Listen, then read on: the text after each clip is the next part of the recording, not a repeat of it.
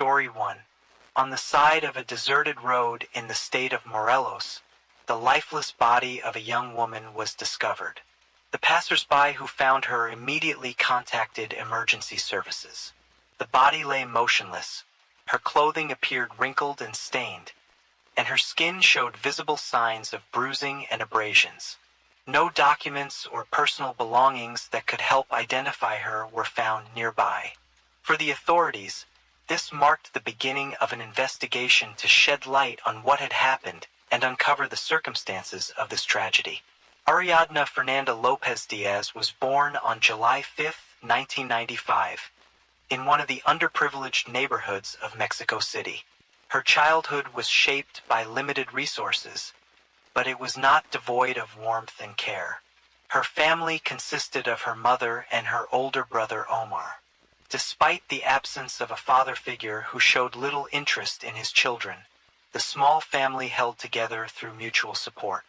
Omar became a role model and protector for Ariadna, offering her unwavering encouragement. Their close bond instilled in Ariadna a sense of security, knowing there would always be someone she could rely on. Ariadna was known for her warm and approachable personality, which made her popular among her peers. She had a natural ability to make friends and stood out for her sincerity and willingness to help others. Her school years were filled with the company of close friends, with whom she often shared her dreams about the future. However, her youth was marred by a profound loss. In 2018, when Ariadna was just 23, her mother was diagnosed with cancer. The illness progressed rapidly, and soon the family had to face the inevitable. Losing her mother was a devastating blow to both Ariadna and Omar. This tragedy not only strengthened their bond, but also forced Ariadna to mature quickly and take responsibility for her own life. In memory of her mother, she had her name tattooed as a permanent tribute, ensuring her mother's presence remained with her always. Before the loss of her mother, Ariadna had met a young man and soon entered into a relationship with him. Their romance moved quickly, and before long Ariadna learned that she was expecting a child. However, the arrival of her son did not bring the stability she had hoped for. The young couple soon realized their paths were diverging. After parting ways, they maintained a neutral relationship, jointly caring for their son. Becoming a mother brought new challenges.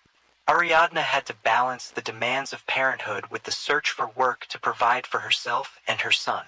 Her first step in this journey was a job at a popular bar in Mexico City. This establishment, frequented by affluent clients, had strict expectations for its staff. Here, Ariadna honed her ability to interact with a wide variety of people. Despite the difficulties, she excelled in her role, drawing on her charisma and strong work ethic to navigate the challenges she faced. The pandemic brought significant changes to her life. Losing her job due to the closure of the establishment where she worked, Ariadna refused to give in to despair. Instead, she used this period to pursue a long-held dream, opening her own beauty salon. This project became a symbol of her determination and desire to build a life independent of external circumstances. Drawing on her experience and extensive network, she successfully launched a business that provided her with a steady income. During this time, a new relationship entered her life. She met a man with whom she quickly connected. This relationship became a source of joy and stability for her. Ariadna balanced her time between her son, her work, and her partner. Her days were busy, but she managed it all, finding happiness in each new opportunity. By the age of 27, Ariadna's life resembled a completed puzzle, where every challenge and every achievement contributed to a picture of resilience and success. She had endured loss, rebuilt her life from scratch, cared for her son's future, and achieved independence. However, what seemed like the start of a happy chapter turned out to be the prelude to a tragedy. Ariadna met Vanessa through mutual acquaintances. Their interaction began at an event where Ariadna had gone with her friends. Vanessa immediately caught Ariadne's attention. Young, vibrant, and charismatic, Vanessa had a way of quickly connecting with people. However, those who knew her well had mixed feelings about her. Behind her apparent openness lay sharp edges, and her actions often surprised people with their unpredictability. Roddle, a middle-aged businessman, was a frequent presence in Vanessa's social circle. His reputation was shrouded in rumors. Known for his wealth, influence, and lavish lifestyle, he was often seen in the company of young women who sought to be part of his world. His status was bolstered by whispers of connections with powerful figures and even criminal networks, yet no one in his circle could confirm these suspicions. Roddle avoided direct conversations about his past and business dealings, but his demeanor inspired both respect and unease. Though Ariadne was intelligent and independent, she didn't immediately recognize how different her new acquaintances were from her usual circle. Vanessa, eager to impress, often boasted about her connections with influential people, including Roddle. She painted him as someone capable of solving any problem. Gradually, Ariadne began spending more time with him. Vanessa seemed genuinely captivated by Ariadne and went out of her way to gain her trust. Roddle, learning about Ariadne through Vanessa, quickly took an interest in her. At their first meeting, he impressed her with his attentiveness and conversational skills. His charm and confidence were undeniably appealing, and Ariadne was no exception to his allure. However, behind this charm was a more complex personality. Those who had dealings with Roddle noted his manipulative tendencies.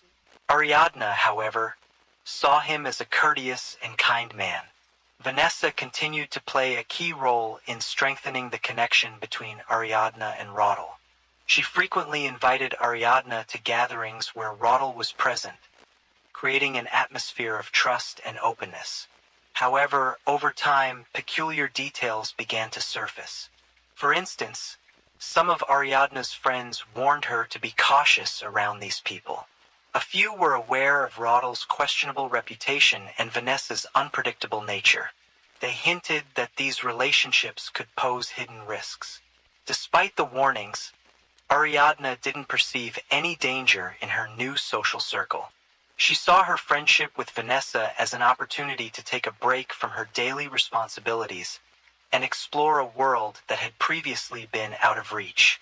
Roddle, on the other hand, worked to win her over by demonstrating generosity and friendliness.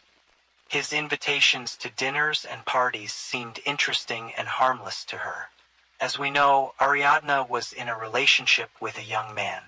However, this didn't stop her from maintaining friendships and occasionally accepting invitations to social events.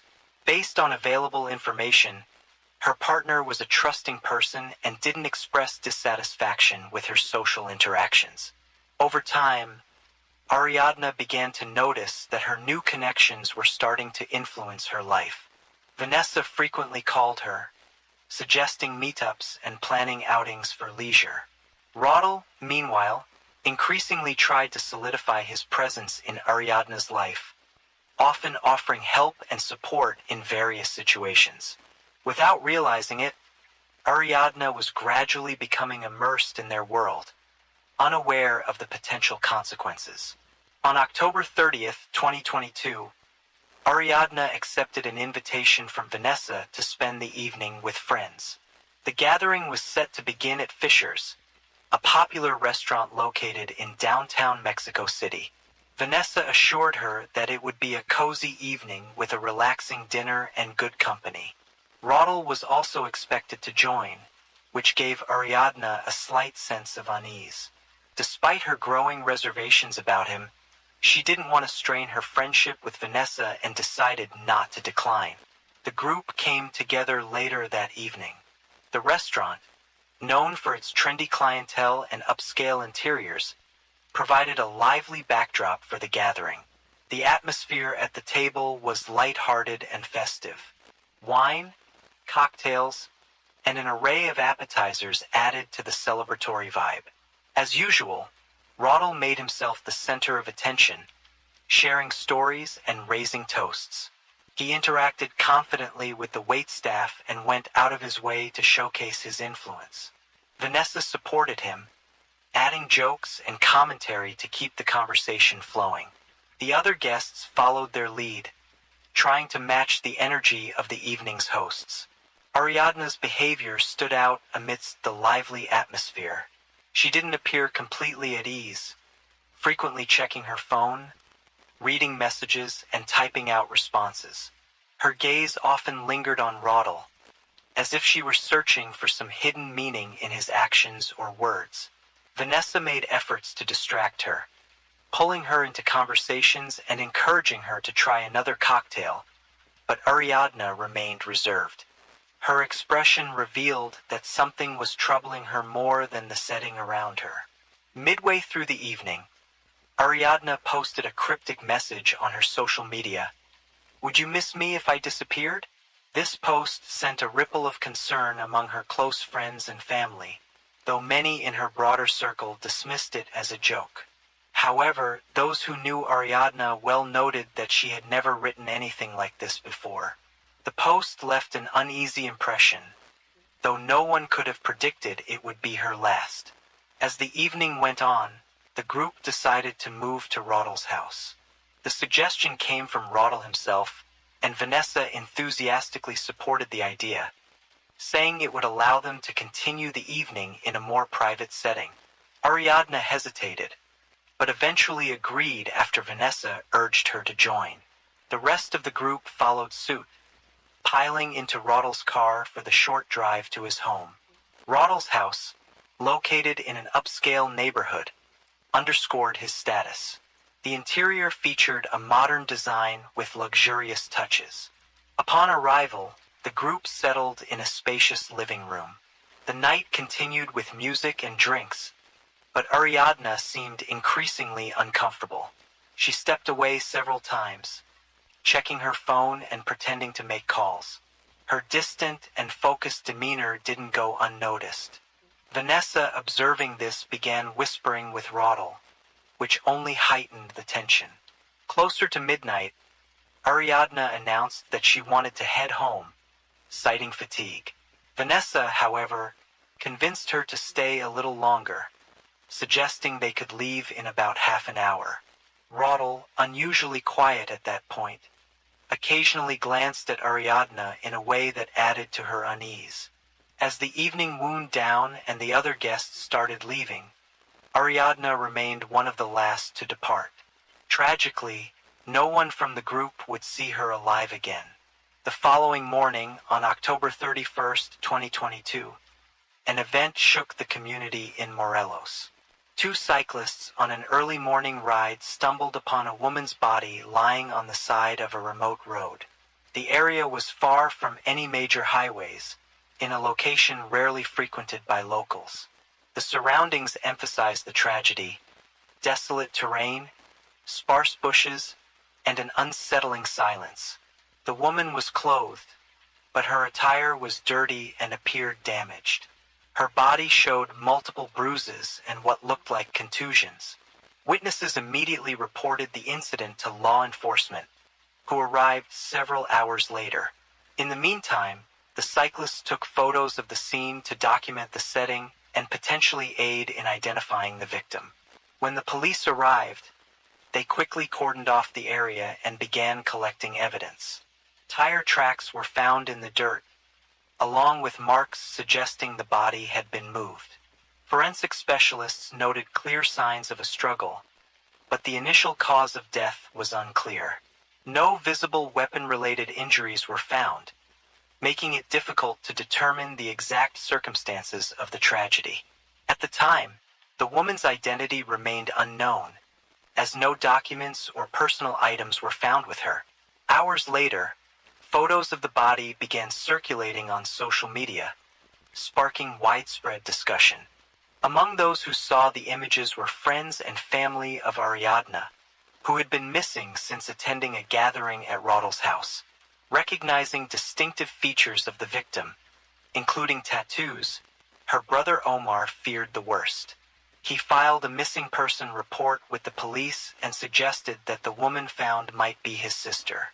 Meanwhile, the state authorities in Morelos launched their investigation.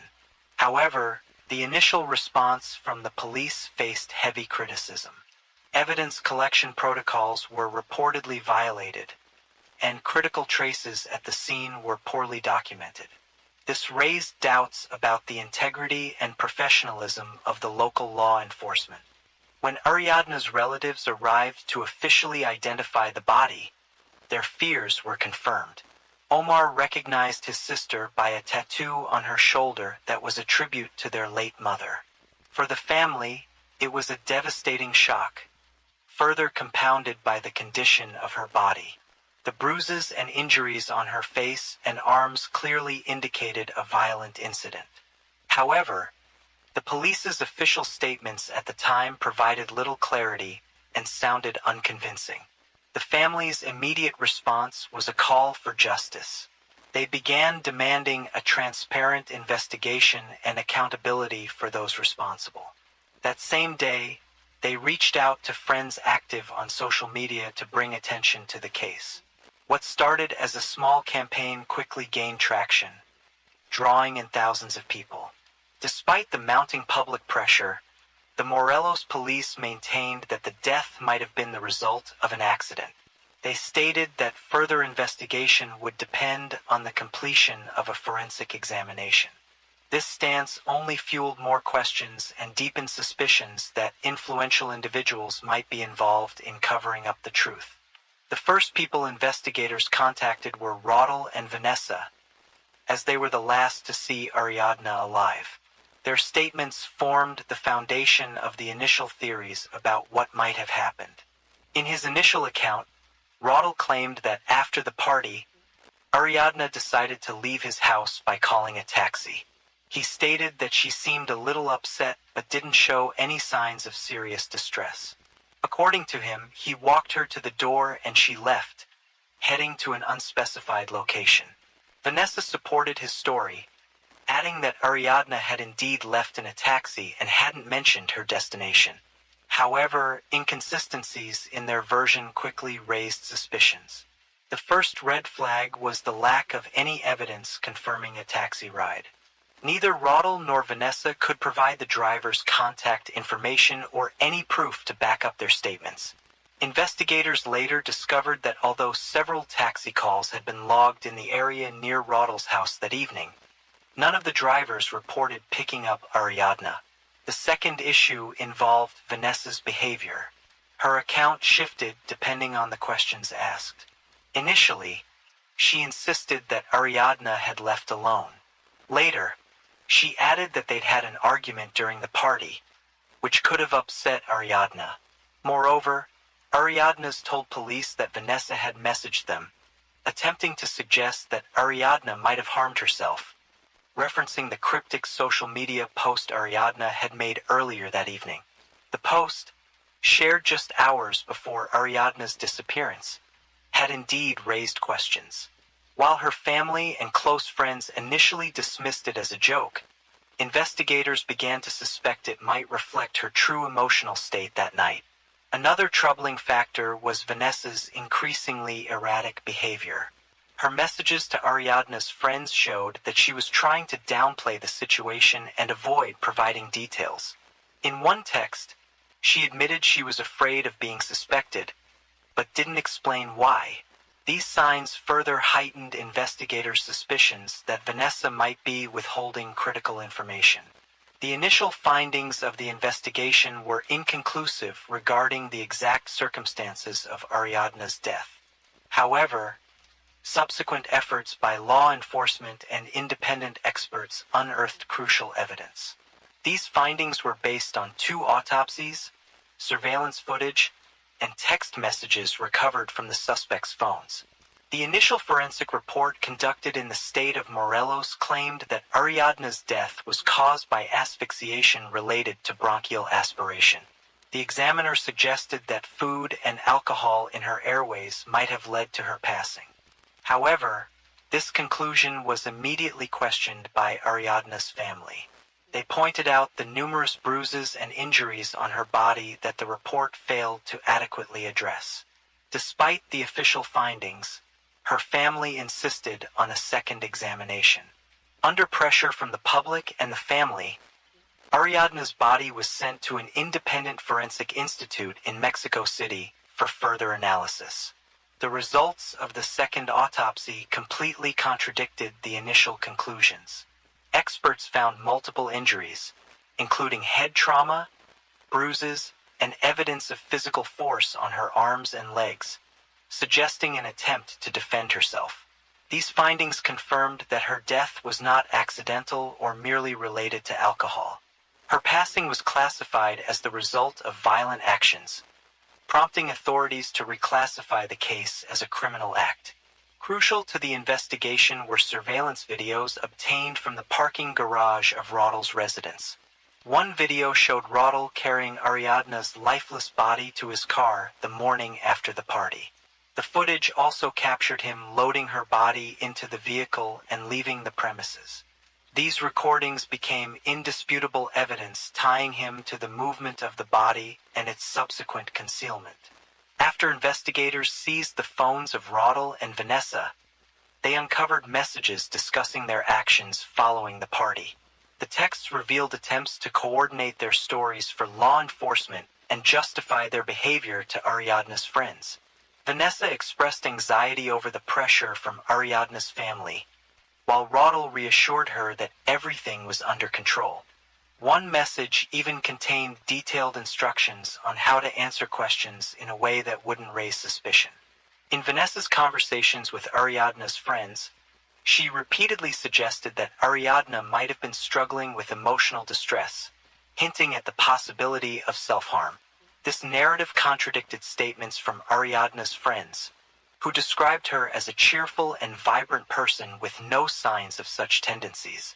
These inconsistencies further deepened suspicions about Vanessa's involvement. The evidence, results from the second autopsy, surveillance footage, and recovered messages, painted a clearer picture of what had happened. Investigators concluded that the initial claims of an accidental death or Ariadna voluntarily leaving Rodel's home did not align with reality. The evidence clearly pointed to the violent nature of Ariadna's death and the subsequent concealment of her body. These findings became the foundation for charges against Rodel and Vanessa, who would soon face trial for their actions. Vanessa was the first to be arrested. Investigators discovered that she had been in constant communication with Rodel in the days following the crime, discussing ways to evade responsibility. Her arrest took place under intense public scrutiny. During her initial interrogations, Vanessa claimed she had no involvement in Ariadna's death, but her statements were riddled with contradictions. Vanessa insisted that she had gone to bed early on the night of the incident and was unaware of what transpired afterward. However, a fact check of her claims revealed inconsistencies. Text messages showed she was fully aware of what had happened and had discussed the details with Rodel. Investigators also determined that Vanessa actively destroyed potential evidence by deleting photos, messages, and other incriminating information in an effort to obscure her involvement in covering up the crime. Realizing the mounting evidence against him, Rodel chose to turn himself in to authorities.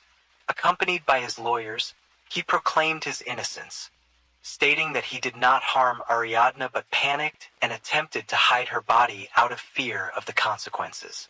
According to his account, he found Ariadna unresponsive in his home the morning after the party and, believing she had passed away, decided to dispose of the body to avoid suspicion. However, his version of events raised serious doubts. First, the results of the second autopsy confirmed a violent cause of death, contradicting his claims. Second, surveillance footage showed him carrying the body with clear attempts to hide his actions rather than seeking help. Additionally, his text conversations with Vanessa revealed a coordinated effort to agree on false narratives about what had happened. As the investigation progressed, alarming information surfaced about potential corruption involving Rodel, and the prosecutor's office in Morelos. The initial autopsy report, conducted in the state, had deliberately omitted references to injuries that clearly indicated violence. Activists and Ariadna's family accused the prosecutor of using their position to shield Roddle from accountability. These allegations ignited public outrage. Officials in Mexico City launched a review of the Morelos prosecutor's actions, and an internal affairs division opened an inquiry into possible misconduct. Some witnesses alleged that Roddle had connections to criminal groups, which might explain his confidence in avoiding punishment. The case gained widespread attention, becoming a symbol of systemic issues within the justice system and highlighting the role of public pressure in pursuing justice. Further interrogations and collected evidence confirmed that at least one of the suspects knew more about the events of that night than they were willing to admit. However, neither Vanessa nor Roddle accepted direct responsibility, instead focusing their statements on mutual attempts to justify their actions. Their behavior only heightened suspicions and was a key factor in their temporary detention. The motives and circumstances surrounding the tragedy that unfolded that night became the subject of a lengthy and meticulous investigation. Uncovering the truth required a careful reconstruction of events, analysis of evidence, and a close examination of the behavior of everyone present at the party. Gradually, a clearer picture began to emerge, pieced together from conflicting testimonies, technical data, and psychological profiles of the suspects. That fateful evening began at a restaurant in downtown Mexico City, where Ariadna, Vanessa, and Roddle, joined by mutual friends, enjoyed dinner and drinks. Outwardly, everything seemed ordinary. Laughter, conversation, and music, but subtle details hinted at underlying tension. According to witness statements and an analysis of text messages, Ariadna appeared unusually quiet and preoccupied. She frequently checked her phone, sending messages and answering calls, behavior that was uncharacteristic for her at social gatherings. This detail became critical later in the investigation. Her messages revealed that she had been texting a close friend, expressing unease about the party and concerns about some of the attendees. After leaving the restaurant, the group headed to Roddle's house. The property, surrounded by high walls and equipped with security cameras, was a frequent venue for private gatherings. Vanessa and Roddle acted as the hosts, but their dynamics seemed tense. Witnesses noted that Vanessa made several sharp remarks toward Ariadna, which the latter received with composure, trying to avoid confrontation. As the night progressed, alcohol began to influence the group's behavior. Vanessa, already emotionally charged, reportedly raised her voice multiple times, accusing Ariadna of being disrespectful and unfriendly. These accusations didn't resonate with others in the group, but added to the escalating tension. Roddle, meanwhile, appeared to remain neutral but was visibly uncomfortable with Vanessa's behavior. A pivotal moment came early the next morning, when witnesses reported seeing Ariadna attempting to leave the party. She was briefly seen outside the house but returned shortly afterward.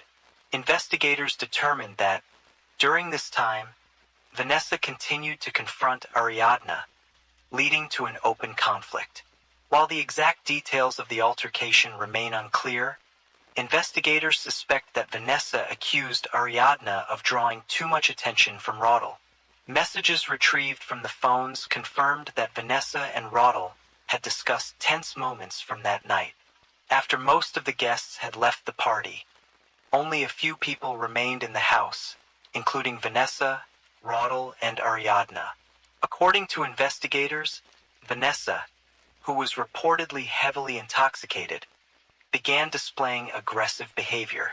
It was during this time that an incident is believed to have occurred, resulting in the fatal injuries sustained by Ariadna.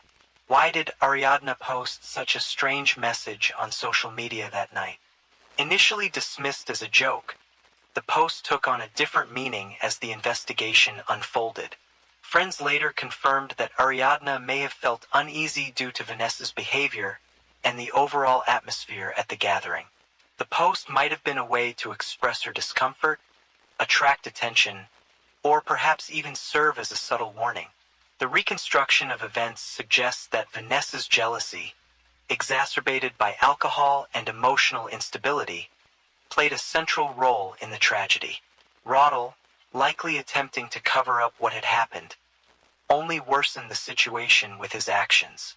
This combination of factors led to the devastating outcome, which might have been avoided if the party's environment had not been so tense and volatile.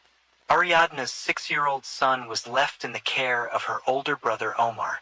As the only father figure in the boy's life, Omar stepped in to provide not only financial but also emotional support.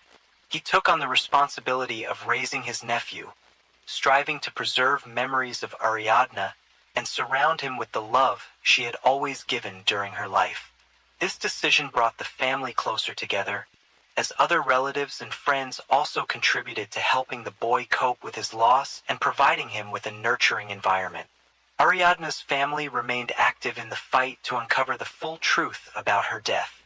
They organized protests, launched social media campaigns, and garnered public attention.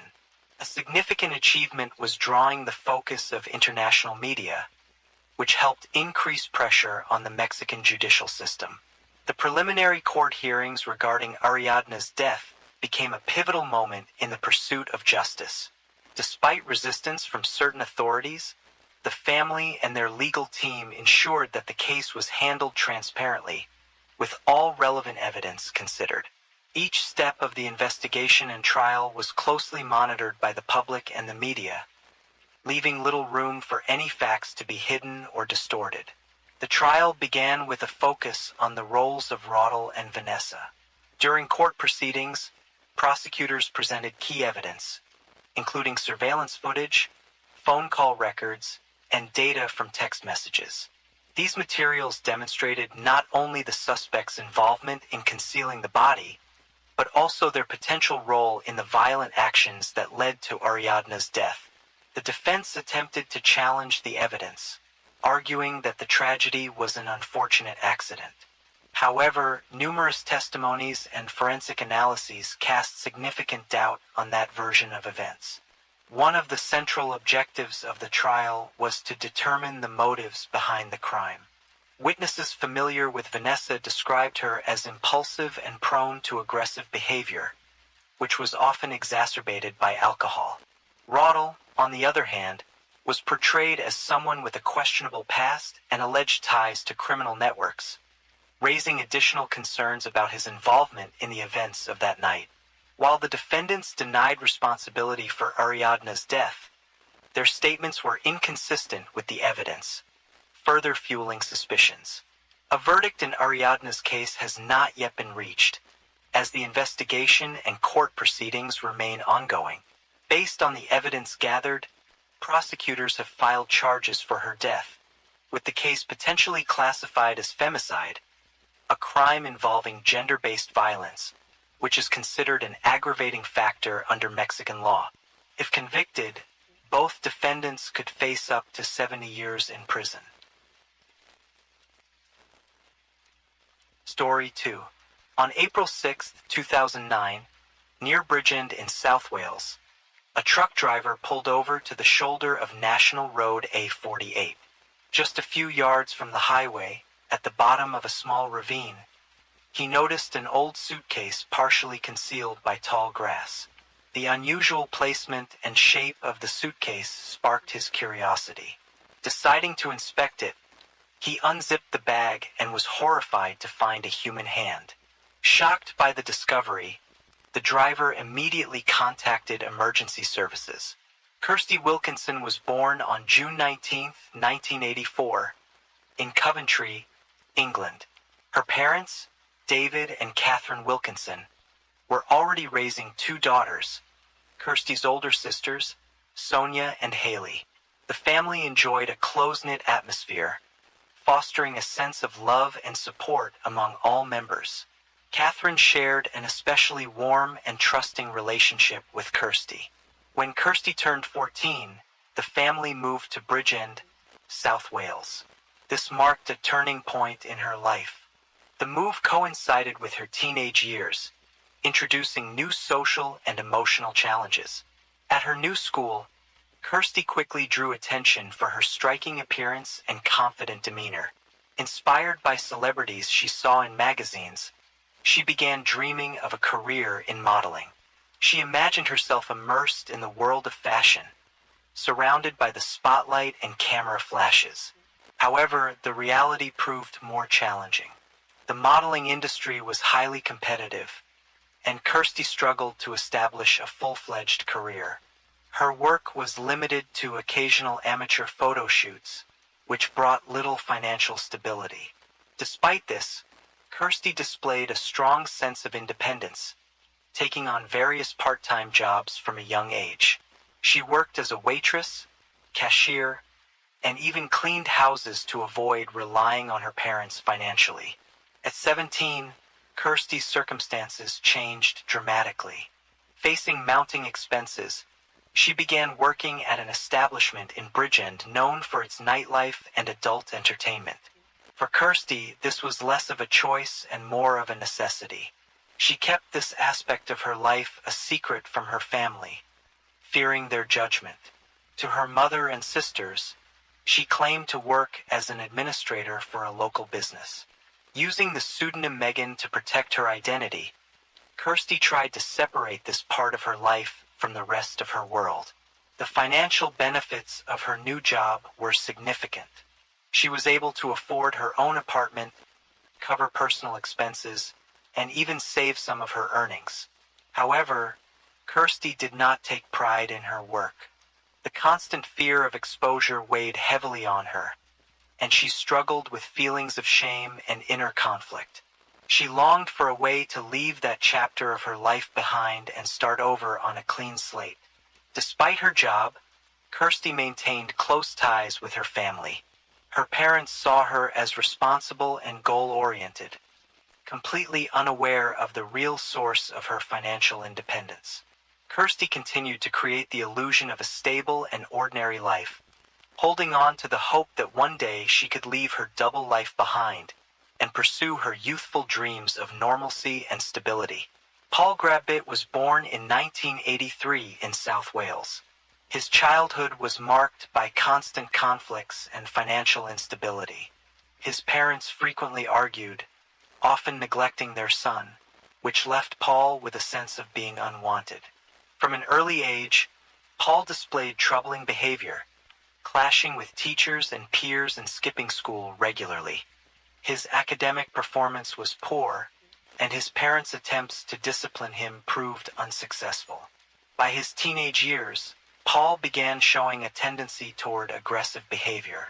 He was frequently involved in fights and was openly disrespectful toward teachers. His reputation at school worsened until he eventually dropped out, leaving his education incomplete. Around this time, Paul developed an interest in prohibited substances. What began as experimentation with mild substances escalated over time to more severe addictions, which intensified his aggression and isolation. At 18, Paul started working in escort services. Seeking funds for his habits, he offered his services to both women and men. This line of work became his primary income source, but came with significant risks. Paul faced threats, aggression, and humiliation, fueling his anger and sense of injustice. This path also drew him into the criminal world, where he formed connections that enabled his destructive lifestyle to continue. Paul's behavior became increasingly hostile. One notable incident involved a dispute with a neighbor whom he accused of damaging his car. Paul not only threatened the woman, but also attacked her with a bat, forcing her to leave the neighborhood. Such incidents were not uncommon, and many people in his community avoided interacting with him. By the time Paul met Kirsty in 2004, he was living an isolated and chaotic life. Escort work, dependency on prohibited substances, and a proclivity for aggression had become central to his existence. His issues with anger management and manipulative tendencies often caused harm to those around him. When Kirsty met Paul, she couldn't foresee how his troubled past would lead to tragic consequences in her own life. In 2004, Kirsty Wilkinson and Paul Grabitt crossed paths at a party held in one of Bridgen's nightclubs. Kirsty was 20 years old and Paul was 21. Both were at challenging points in their lives. Kirsty continued working at an establishment she kept secret from her family, while Paul was deeply entrenched in substance dependency and survived on a regular income from escort services. Despite their differences, a connection developed between them, initially based on mutual attraction. Their first meeting was purely coincidental. The party was loud, and mutual friends introduced them to one another. Kirsty was drawn to Paul's confidence, while he was captivated by her appearance and charming smile. They spent the evening together, but it didn't lead to any serious commitments. After that night, they kept in touch occasionally but didn't maintain a close relationship. For Kirsty, it was just a fleeting moment in her life with no promise of significant changes.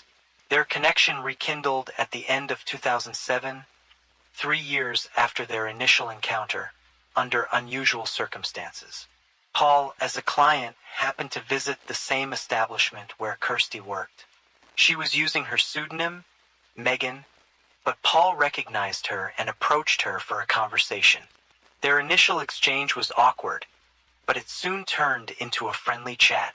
Paul mentioned that he had often thought about her since their first meeting and suggested they see each other outside of work.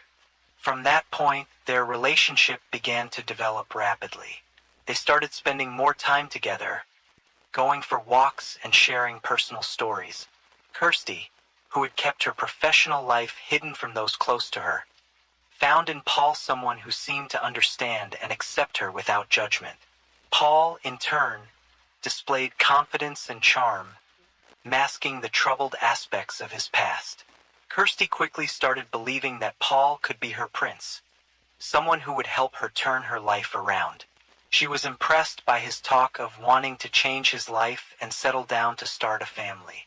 The understanding she thought they shared gave her hope that her life could improve. Paul skillfully fed into this romantic fantasy, often boasting about his alleged achievements, including past jobs as a mechanic, a race car driver, and even a dancer. However, despite the outward appearance of harmony, their relationship was built on half-truths from the start. Paul knew about Kirsty's profession, but kept his true motives hidden. To him, she represented not just a romantic interest, but also a potential financial safety net. Kirsty, on the other hand, trusted in the sincerity of their bond and began to confide in Paul more than she had in anyone else. In December 2007, just weeks after reconnecting with Paul, Kirsty surprised her mother, Catherine, by announcing her engagement. According to Kirsty, Paul had proposed, and she had accepted without hesitation. Kirsty believed she had found the man of her dreams, someone who would embrace her for who she was, despite her secret life. The news came as a complete shock to her family, as none of them were even aware of Paul's existence. Catherine immediately agreed concerns. She felt the relationship was moving too quickly and that Kirsty didn't know Paul well enough. She urged her daughter to delay the wedding to allow more time to understand Paul's character and intentions. Catherine suggested postponing the ceremony for at least a few months, but Kirsty was adamant. She and Paul had already chosen a date, February 2008, just 5 weeks after their engagement announcement. The family's first meeting with Paul only heightened their concerns. When Kirsty brought him home, he made a poor impression. Paul appeared disheveled, dressed casually, and interacted with Kirsty's parents with a noticeable lack of respect. His stories about his life raised red flags. He claimed to have worked as a mechanic, a race car driver, and even a dancer, but none of these claims could be substantiated. It seemed as though Paul was trying to impress them by exaggerating his achievements. However, His tone and demeanor left Kirsty's family feeling uneasy. Kirsty's parents, Catherine and David, tried to dissuade her from rushing into the relationship. They pointed out that Paul seemed unreliable and that their relationship was progressing too quickly. Kirsty's older sister, Sonia, also voiced her concerns, remarking that Paul came across as manipulative. Despite their efforts to convince her otherwise, she firmly believed Paul was her only chance at a happy future. Kirsty had always been a dreamer and a romantic. From a young age, she envisioned a beautiful wedding and a large family. The lifestyle she had been leading left her feeling empty, and she hoped that marrying Paul would mark the beginning of a new chapter. Determined to follow her dream, she ignored all the warnings. She even convinced herself that her loved ones simply didn't understand her feelings. Despite their reservations, Kirsty's family chose to support her on her wedding day. The ceremony took place in February 2008. Her parents and sisters attended, though their smiles masked their unease. Paul, on the other hand, appeared pleased and confident. For Kirsty, it was the day her dreams came true, but for her family, it marked the start of her growing estrangement. They felt she was overlooking the troubling signs that would later lead to tragic consequences. After the wedding in February 2008, Kirsty and Paul began their life together in her apartment in Bridgend. From the outset, Paul imposed his own rules, which quickly escalated into complete control. He moved into Kirsty's home without discussion and immediately took charge of her finances. Paul insisted on gaining access to her bank account, claiming it was necessary to manage their money more effectively. Kirsty, still caught up in her romantic fantasy, didn't object. It soon became evident that Paul had no intention of contributing to their shared well-being. He made no effort to find a job and spent most of his time at home, while Kirsty continued working to support them both. Furthermore, Paul began interfering in her professional life. Instead of discouraging her work, he suggested she take on more clients to increase their income. To him, this was a way to cover their growing expenses, showing no regard for Kirsty's feelings or well-being. Paul's control extended beyond words. He began accompanying Kirsty to her workplace under the guise of ensuring her safety, but in reality to monitor her schedule and ensure she met his demands. Over time, he started finding new clients for her online. Paul created multiple accounts on various platforms, advertising Kirsty's services. As a result, her workload became even more demanding. On top of her shifts at the establishment, she started meeting clients at home. This situation quickly became emotionally devastating for Kirsty. She had long dreamed of leaving her line of work, starting a fresh chapter and building a family. However, under Paul's pressure, those dreams seemed unattainable. Despite her reluctance to continue, Paul used persuasion and manipulation to convince her that this was the only way to maintain their relationship and financial stability. He exploited her sense of responsibility and love for him as leverage. Paul's control was not limited to finances. He also began interfering in her personal life. He demanded explanations for her every move, checked her phone, and forbade her from speaking with certain friends. He insisted that some of them had a negative influence on their relationship. Gradually, Kirsty became isolated, left without support or anyone to confide in. The early signs of Paul's manipulative behavior included his attempts to undermine Kirsty's confidence. He made comments about her appearance, pointing out perceived flaws, and instilled the belief that she couldn't succeed without him. These remarks chipped away at her self-esteem, making her increasingly dependent on him. Paul also exhibited extreme mood swings, shifting from tenderness and care to irritation and aggression, further deepening Kirsty's sense of insecurity. As time passed, Paul became even more assertive. He began introducing others into their personal life under the pretext of adding variety to their relationship. Kirsty was firmly against this idea, but to avoid conflict, reluctantly agreed. However, such situations only deepened her internal turmoil. She began to feel as though her body and life no longer belonged to her. Kirsty tried to maintain the appearance of a family life, but inside, she was consumed by doubt and fear. Paul continued to assert his dominance, completely disregarding her feelings and needs. She frequently recorded her thoughts in a journal, but she lacked the strength to stand up against Paul's growing control. Her life had become a constant struggle to hold on to what little independence she had left, all while enduring relentless pressure and manipulation from Paul. Over time, Paul's controlling behavior escalated into overt aggression. The first instances of physical confrontations occurred a few months after the wedding. One evening, Paul, upset that Kirsty hadn't earned what he considered enough money, started an argument that turned into shoving and striking her. For Kirsty, it was a shocking experience, but Paul quickly apologized, promising it would never happen again. However, his apologies were merely temporary. Soon, these episodes became regular, and the severity increased. Paul began using aggression as a tool to break Kirsty's will. When she refused to comply with his demands, he would escalate from threats to physical actions. One such instance occurred when Kirsty attempted to discuss her desire to leave her job at the establishment. Paul rudely interrupted her, called her ungrateful, and struck her.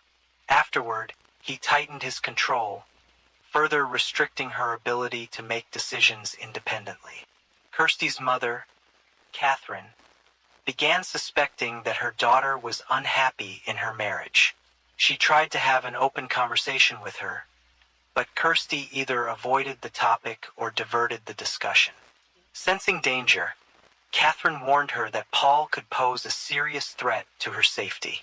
However, Kirsty dismissed these concerns, convinced that she could change the situation with patience. Kirsty's inner doubts grew, but she clung to the hope that things might improve.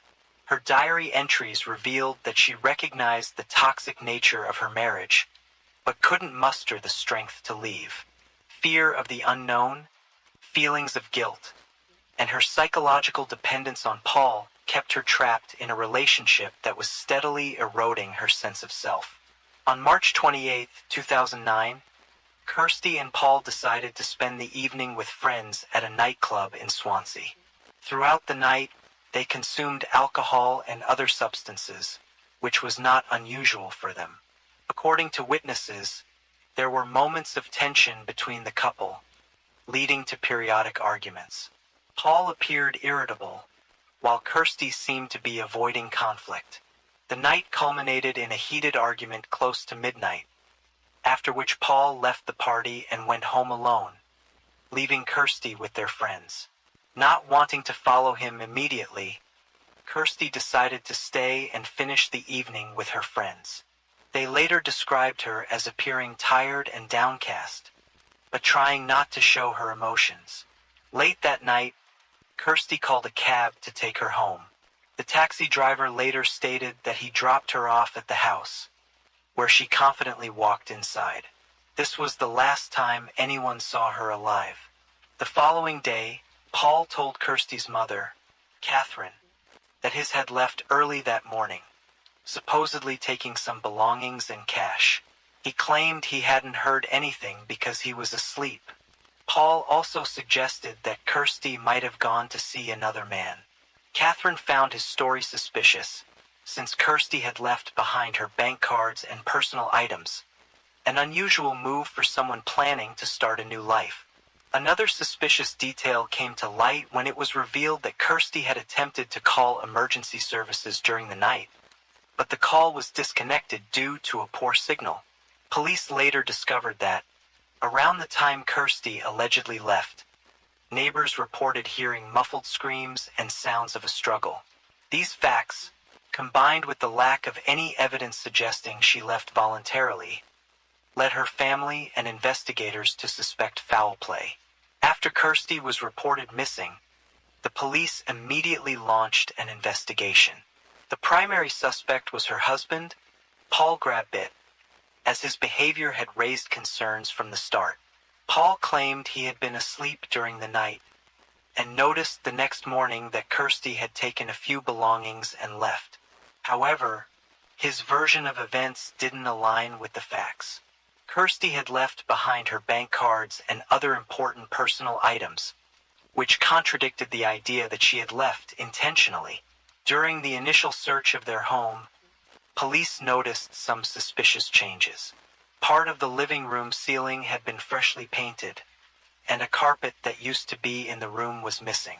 Paul explained this by saying Kirsty had wanted to redecorate, but the explanation seemed implausible.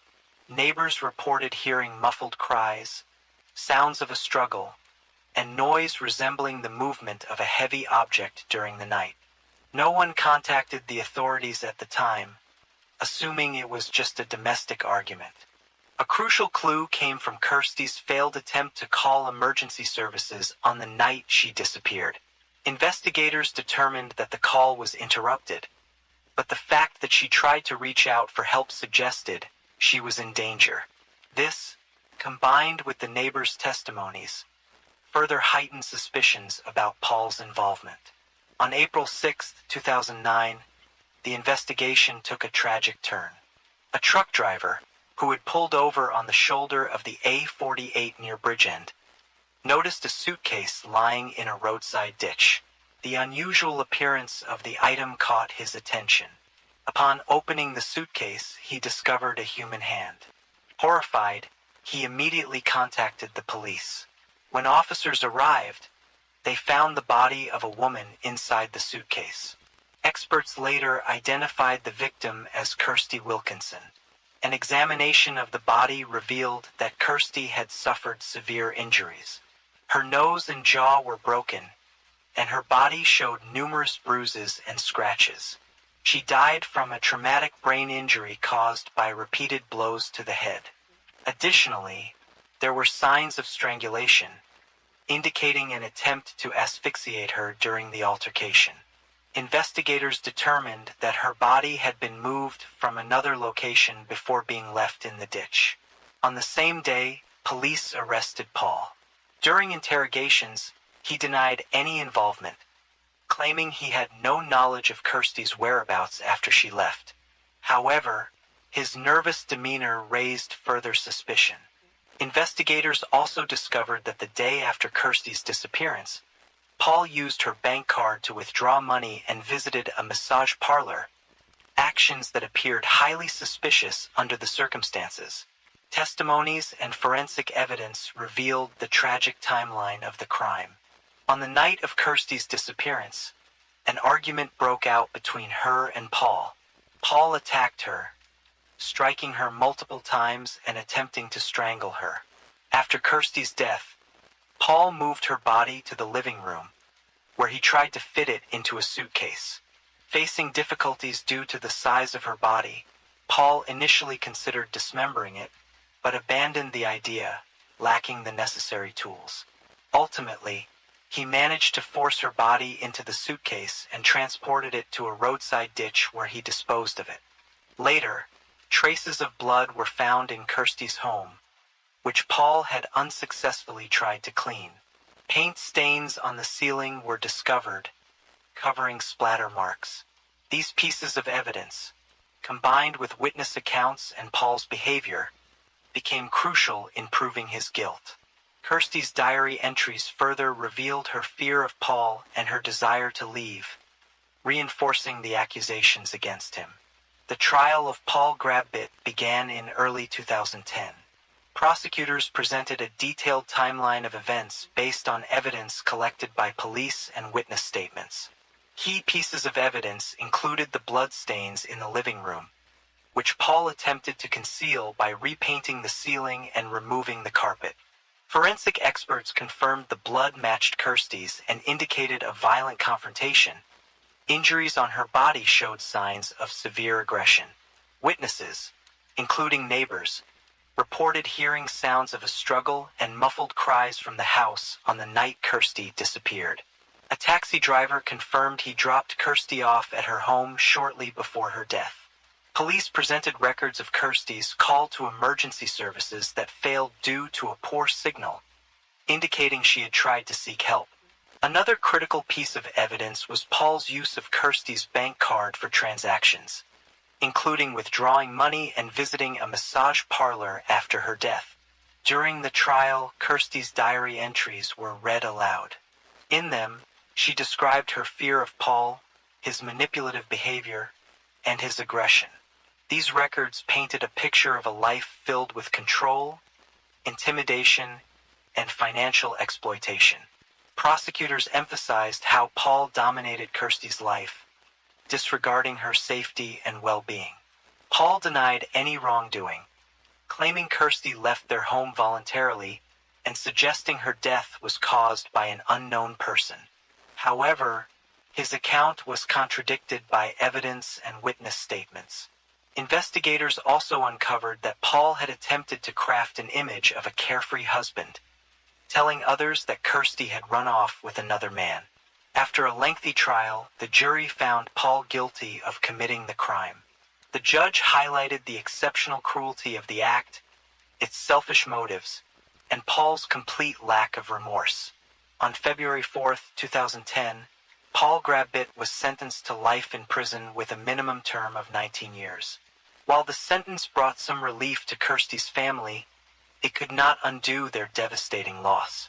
The trial revealed details about Kirsty's life that her family had never known. They were overwhelmed with grief and guilt, believing they could have prevented the tragedy. For them, the proceedings were not only the conclusion of the case, but also a painful reminder of the devastating impact of toxic relationships and control. After Kirsty's death, the Wilkinson family was left deeply scarred, both emotionally and psychologically. Her mother, Catherine, struggled with a constant sense of guilt. She replayed in her mind all the warnings she had given Kirsty, the words her daughter had ignored, and her gut feeling that Paul was a danger to her. These thoughts consumed her, amplifying the pain of the loss. Kirsty's father, David, withdrew into himself, avoiding any discussions about the tragedy. Losing their youngest daughter shattered the unity of their family. Kirsty's older sister, Haley, was profoundly affected by her death. The two had always been close, and the loss left a void in Haley's life that she struggled to fill. Unable to cope with the growing weight of her depression and feelings of helplessness, Haley turned to alcohol in an attempt to numb the pain. 5 years after Kirsty's death, Haley passed away from alcohol poisoning at the age of just 31. This second tragedy struck the Wilkinson family with another devastating blow, leaving them mourning yet another daughter. For Sonia, Kirsty's other sister, the loss was a harsh lesson on the importance of protecting loved ones. She tried to support her parents but carried her own deep sense of sorrow. The Wilkinson family was left with a wound that no verdict or sentence could heal. The tragedy destroyed their lives, leaving behind a lasting mark that they would carry with them forever. Story 3.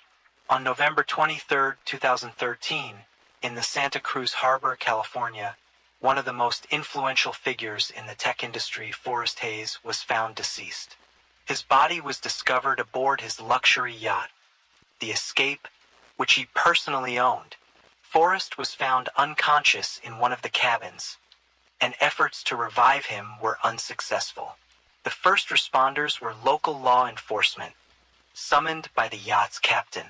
The discovery of the body was surrounded by several puzzling circumstances.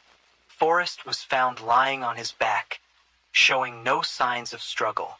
A noticeable injection mark was visible on his arm, but no syringe or medical supplies were found nearby. This immediately raised questions for investigators, prompting them to consider whether this was an accident or a deliberate act.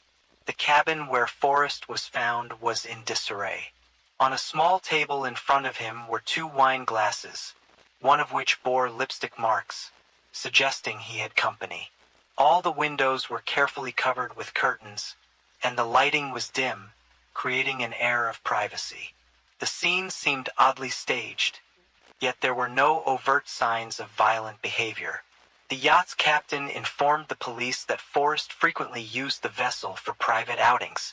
He mentioned that while Forrest often enjoyed spending time alone on the yacht, he occasionally entertained guests. However, the captain did not see anyone board or leave the yacht after Forrest embarked on this particular trip. The coroner's initial examination suggested the possibility of an overdose on substances as the cause of death. However, at the onset of the investigation, it was unclear whether this overdose was accidental or intentional. The absence of a syringe near the body raised more questions. Had the syringe been removed intentionally, or was it never there to begin with? In search of leads, investigators began delving into Forrest's life, his contacts, business dealings, personal relationships, and the events leading up to his death. The key question was, who had been with Forrest during the final hours of his life? The wine glass with lipstick and the lack of clear evidence at the scene hinted at the presence of a woman. Yet neither the captain nor the harbor staff reported seeing anyone leave the yacht after Forrest boarded it. The investigation started with an examination of Forrest's phone, which was found near his body. A preliminary review of his apps and messages did not reveal anything suspicious. However, the detectives decided to conduct a deeper dive into his personal life. Despite Forrest's flawless professional reputation, investigators suspected he might have had a hidden side of his life that could offer clues about what had happened. Through a detailed investigation of Forrest's connections and habits, it became evident that his seemingly perfect life might have concealed unexpected secrets. Uncovering these became a primary focus for law enforcement as they worked to understand what transpired aboard the Escape that fateful evening. Forrest Hayes was born on May 10, 1962, in Dearborn, Michigan. From an early age, he displayed remarkable learning abilities. His curiosity, knack for solving complex problems, and natural charisma made him a leader among his peers. Teachers and classmates frequently remarked on his magnetic personality and drive for excellence, qualities that laid the foundation for his future professional success. After graduating high school, Forrest enrolled at a prestigious university where he studied engineering and computer science. He quickly mastered the cutting-edge technologies of the era and began developing his own projects, which caught the attention of major tech companies. His career took off in the early 1980s, a period when the information technology industry was just beginning to flourish.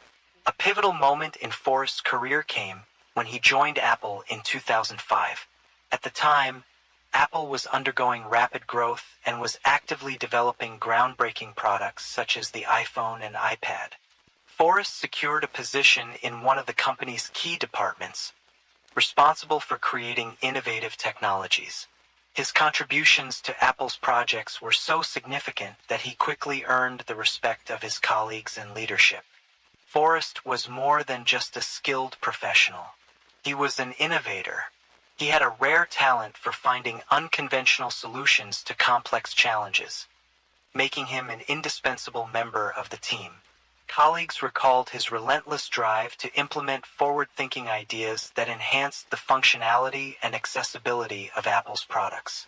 During his tenure, Forrest worked on technologies that later became industry standards.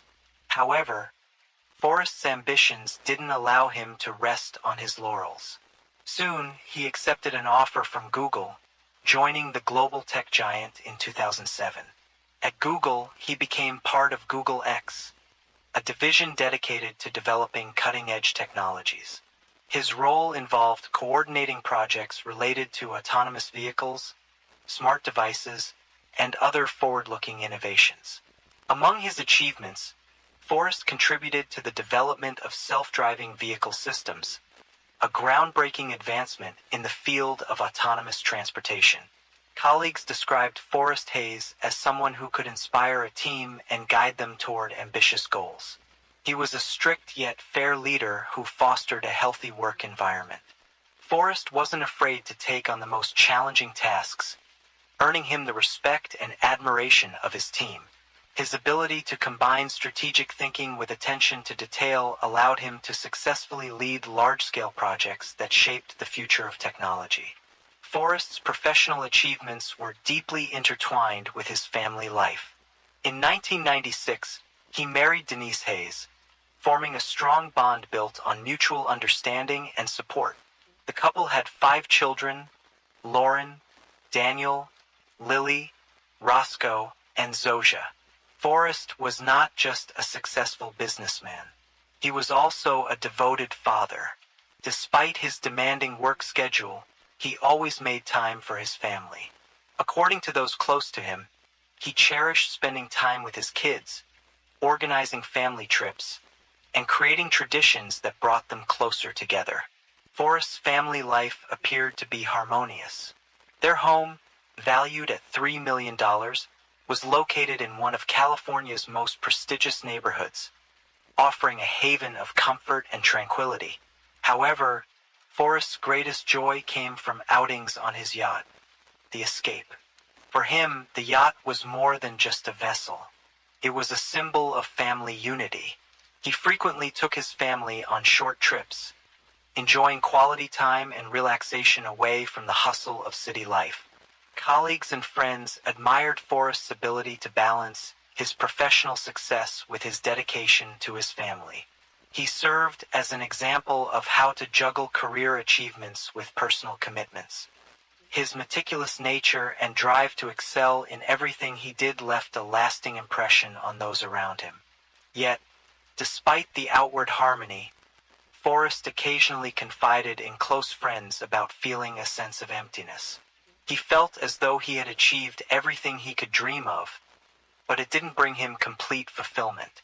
This restlessness may have been part of what drove him to seek new experiences and interests, which ultimately led to tragic consequences. A significant element of Forrest's secret life was his use of the app Seeking Arrangement. This platform facilitates connections between affluent individuals and younger partners for informal relationships that often involve financial support. Forrest was an active user of the app. An investigation into his account revealed that he had been messaging dozens of women, arranging meetings and negotiating the terms of their interactions. These relationships went beyond casual acquaintances. Forrest was known to generously support his partners, covering their expenses, giving expensive gifts, and arranging meetings in private settings. One of those locations was his yacht, Escape. Initially used as a family vessel for short trips, it eventually became a personal retreat, where Forrest invited women he met through the app. The yacht provided the privacy he needed, allowing him to avoid unwanted attention. The yacht's captain, who worked for Forrest, later told the police that it was often used for such meetings. He recalled that Forrest occasionally took women on short trips or spent several hours alone with them on board. According to the captain, this became a regular occurrence, but he refrained from asking questions as he was bound by a confidentiality agreement. These encounters often involved alcohol and, in some instances, the use of prohibited substances. Messages found on Forrest's phone revealed discussions about acquiring these substances. At times, his partners would bring them along at his request. This revelation shocked his colleagues and family, who were unaware of his double life. Investigators focused particular attention on one woman Forrest had met through Seeking Arrangement. A week before his death, he arranged a meeting with her on the yacht. They spent the evening drinking wine and later used substances that led to Forrest feeling unwell. In messages exchanged after the meeting, Forrest mentioned that he wasn't feeling good, but did not intend to stop engaging in such activities. Forrest's life was divided into 2 worlds. In one, he was a devoted husband, father, and professional with an impeccable reputation. In the other, he sought thrill and temporary escape from routine. His colleagues and friends had no inkling of this hidden side of him, and his family believed that his trips on the yacht were simply his way of coping with stress. These private meetings, which Forrest saw as a way to unwind from his demanding work schedule, ultimately had tragic consequences. The yacht, once a symbol of his success and freedom, became the setting where his double life collided with his untimely death. The revelations forced investigators and Forrest's loved ones to reconsider their image of a man they had thought to be flawless. Alexandra Catherine Tillman, known as Alex, was born on April 8, 1987 in Canada. Her biological parents were unknown, as she was adopted at an early age by Leslie Ann and Bart Tillman. Her new family provided Alex with a stable and nurturing upbringing, including a comfortable home and financial security. Leslie Ann worked in retail, while Bart held an executive position at a major company, granting the family a high social standing. Alex grew up in a happy environment. She did well at school, especially in literature, and dreamed of becoming a writer. Her teachers recognized her creative thinking and vivid imagination. In addition, she was fond of sports and actively participated in school competitions. Parents were proud of their daughter, invested in her education, and supported her ambitions. However, adolescence was the beginning of a series of problems for Alex. At 14, she tried pot for the first time. It was more of a random decision, but it led to a gradual involvement in the world of the forbidden. At first, it was light substances, but by the age of 16, Alex began to use heavier drugs. During this period, her life changed dramatically. She began to skip classes, left sports sections, and distanced herself from her parents. Leslie Ann and Bart Tillman tried their best to help their daughter. They turned to psychologists, took her to counseling, but the situation continued to deteriorate. In a desperate attempt to remedy the situation, they sent Alex to a private rehabilitation school in Maine. This school was known for its strict approach to educating teens with behavioral problems. The parents hoped that isolation from the familiar environment would help their daughter to return to normal life. However, the stay at the school did not bring the expected results.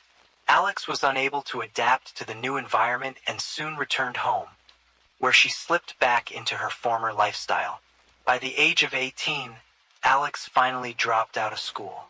She tried to find herself in various directions, including journalism, but quickly lost interest.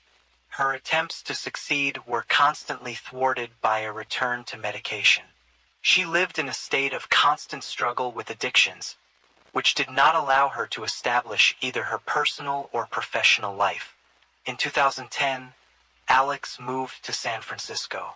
She hoped to start a new chapter of her life by dedicating herself to the entertainment industry. During this period, she created a YouTube channel where she posted videos about makeup and her everyday experiences.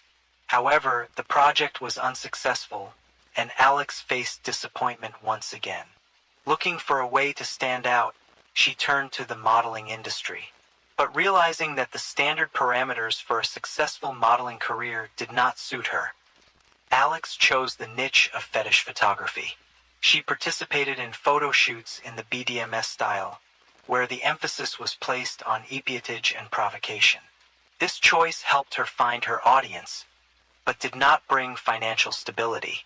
Alex continued to struggle with addictions, living from order to order and constantly facing challenges. In 2011, Alex began using the Seeking Arrangement platform. This decision became a way for her to connect with affluent partners who could provide her with financial support and access to a more luxurious lifestyle. Through this platform, Alex met Forrest Hayes.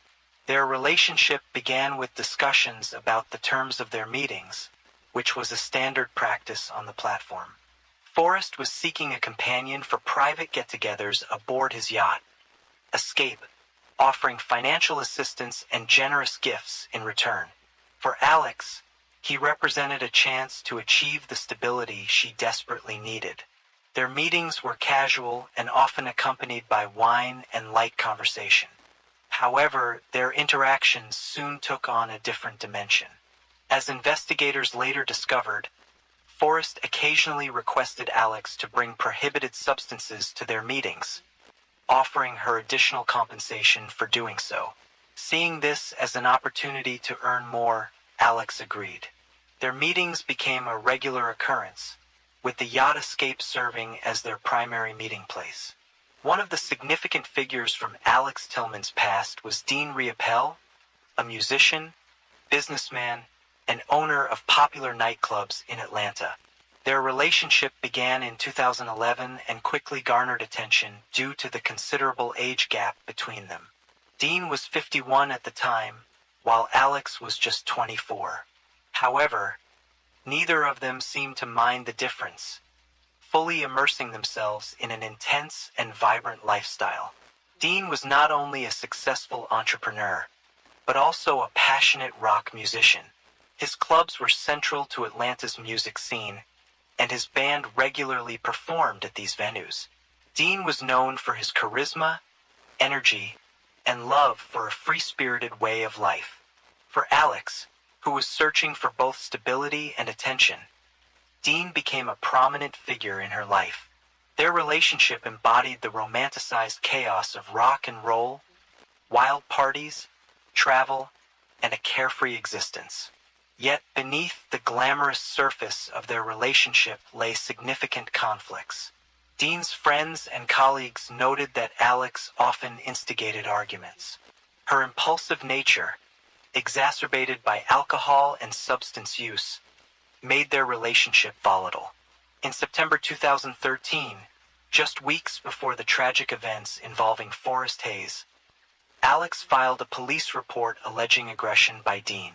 However, when officers arrived, they found a very different situation. According to witnesses, Alex had been acting erratically that night. She had consumed too much alcohol, caused a scene at one of the clubs, and physically lashed out at Dean, even biting his finger and leaving visible marks.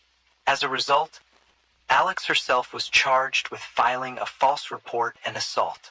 This incident highlighted the ongoing strain in their relationship, which, despite mutual affection, was unraveling under the weight of constant conflict. A few weeks later, on September 24, 2013, Dean Riopelle was found unconscious in his home. Alex called emergency services, reporting that he had collapsed after a long night of partying. She claimed she had stepped into the bathroom briefly, and when she returned, she found him lying on the floor. Paramedics arrived and pronounced him dead at the scene. An autopsy revealed that the cause of death was a heart attack brought on by an overdose of prohibited substances. However, this conclusion raised doubts among Dean's friends and family. They insisted that Dean had a strong aversion to using drugs and avoided even basic painkillers. His firm stance on the matter made the official ruling on his death seem inconsistent. Despite their concerns, the case was closed due to a lack of evidence suggesting foul play. Dean's death, initially labeled an accident, resurfaced in 2014 when Alex was arrested in connection with the case of Forrest Hayes. During the investigation, police uncovered similarities between the two incidents. The substances that led to Forrest's death were identical to those found in Dean's system. This discovery prompted the reopening of the inquiry into Dean's death. Additionally, Alex's cryptic posts on social media further fueled suspicions. In one post, shared a few months after Dean's passing, she wrote, "Death is always near. Could be closer than you think." These words sparked widespread speculation, though Alex never offered an explanation or clarification. Dean's family supported the reopening of the case, arguing that the initial investigation had been superficial. They believed Alex's behavior in connection to prohibited substances suggested her possible involvement in his death. However, no concrete evidence was ever found to link her directly to the incident. The parallels between the deaths of Dean Riopelli and Forrest Hayes led investigators to suspect that Alex's actions might not have been mere coincidences but part of a larger pattern. Still, despite the renewed focus, Dean's case remains officially closed, and Alex's alleged involvement has never been proven. This ambiguity continues to leave lingering questions that may never be answered. Investigators were able to reconstruct the events of the night Forrest was found deceased, thanks to a combination of evidence, witness accounts, and video recordings retrieved from cameras aboard the yacht. On November 23, 2013, Forrest arrived at the escape in the afternoon, as was his routine, and boarded alone. Shortly afterward, Alex Tillman joined him on the yacht. According to the captain's testimony, Forrest had requested that the crew leave the yacht for the evening, explaining that he wanted privacy and a quiet night to relax. Several cameras on the yacht were still operational. The footage revealed Forrest and Alex in the main cabin, talking, laughing, and drinking wine. Alex had brought a bag with her, which, as later confirmed, contained substances and syringes. As the evening progressed, the conversation became more casual, and Alex retrieved a syringe filled with a substance. She injected herself first, and then offered it to Forrest, who agreed. The camera captured the exact moment of the injection. Shortly after Forrest received the dose, his condition deteriorated rapidly. He lost consciousness and collapsed onto the couch. Initially, Alex didn't grasp the seriousness of the situation. She continued sipping her wine and looking around the cabin. Eventually, she tried to revive Forrest, shaking him by the shoulders, but he didn't respond. Realizing that Forrest wasn't waking up, Alex panicked. Her actions became frantic as she began gathering her belongings, including the syringes and remaining substances, in an attempt to remove potential evidence. She then wiped the wine glass she had used, attempting to remove lipstick marks. Though she missed some, the camera also showed her hastily drawing the curtains in the cabin, inspecting the scene, and ensuring that no clear evidence of her presence remained. Afterward, Alex left the yacht without notifying anyone of what had happened. She left Forrest unconscious, lying on the couch. For the next several hours, no one disturbed him. It wasn't until later, when Forrest's concerned wife contacted the captain, that he returned to the yacht and discovered Forrest's body. The investigation revealed that Alex had tried to disappear after the incident.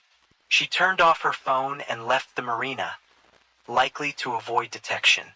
However, the yacht's video recordings, along with traces of lipstick on the wine glass, fingerprints, and text messages between Forrest and Alex on his phone, allowed investigators to piece together the sequence of events.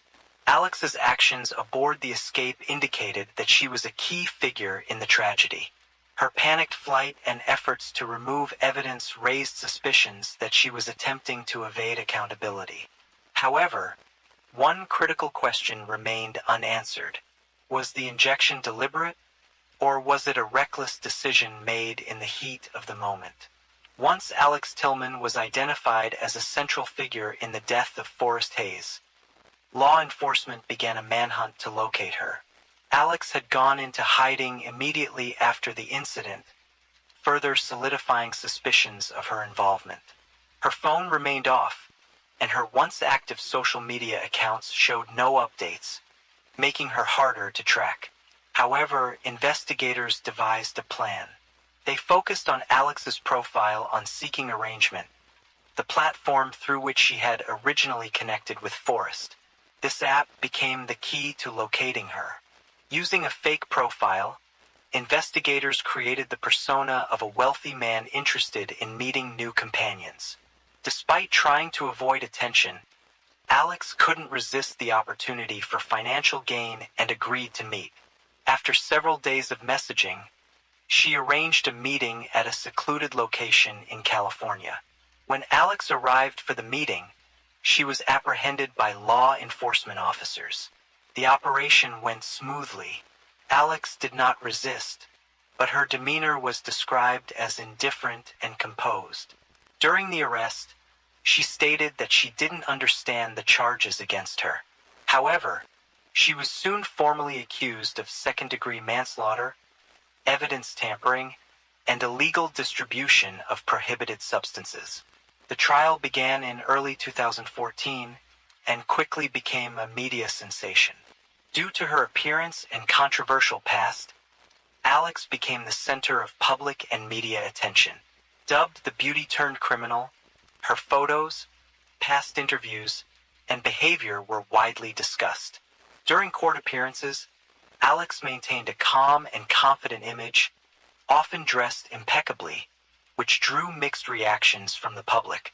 The prosecution argued that Alex was fully aware of the risks of her actions. They presented video footage from the yacht showing her administering an injection to Forrest, and then leaving the scene without offering him any assistance. This, the prosecution claimed, demonstrated her indifference and deliberate attempts to cover her tracks. Alex's defense team contended that she acted at Forrest's request and had no intention of causing harm.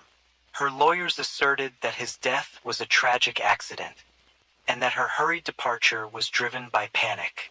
They also emphasized that Forrest himself had requested the substances and willingly consented to the injection. Public opinion was deeply divided. Some saw Alex as a cold-hearted criminal whose actions led to the death of a successful and respected individual. Others viewed her as a victim of circumstance, questioning the ethics of Forrest's behavior, including his use of a dating platform and participation in risky activities. In May 2015, Alex reached a plea agreement with the prosecution.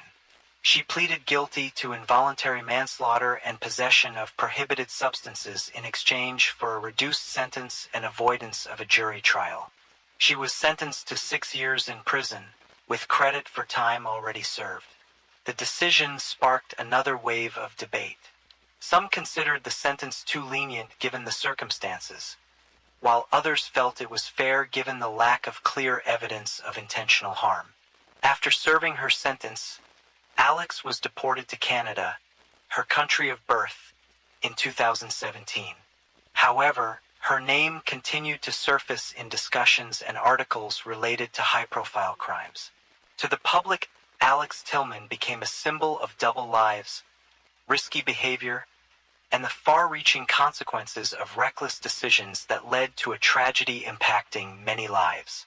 Upon her release, Alex attempted to rebuild her life. For some time, she stayed out of the public eye, avoiding media interactions and social platforms.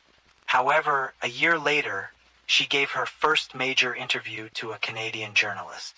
Conducted via video call, Alex appeared calm, composed, and to many, emotionally detached.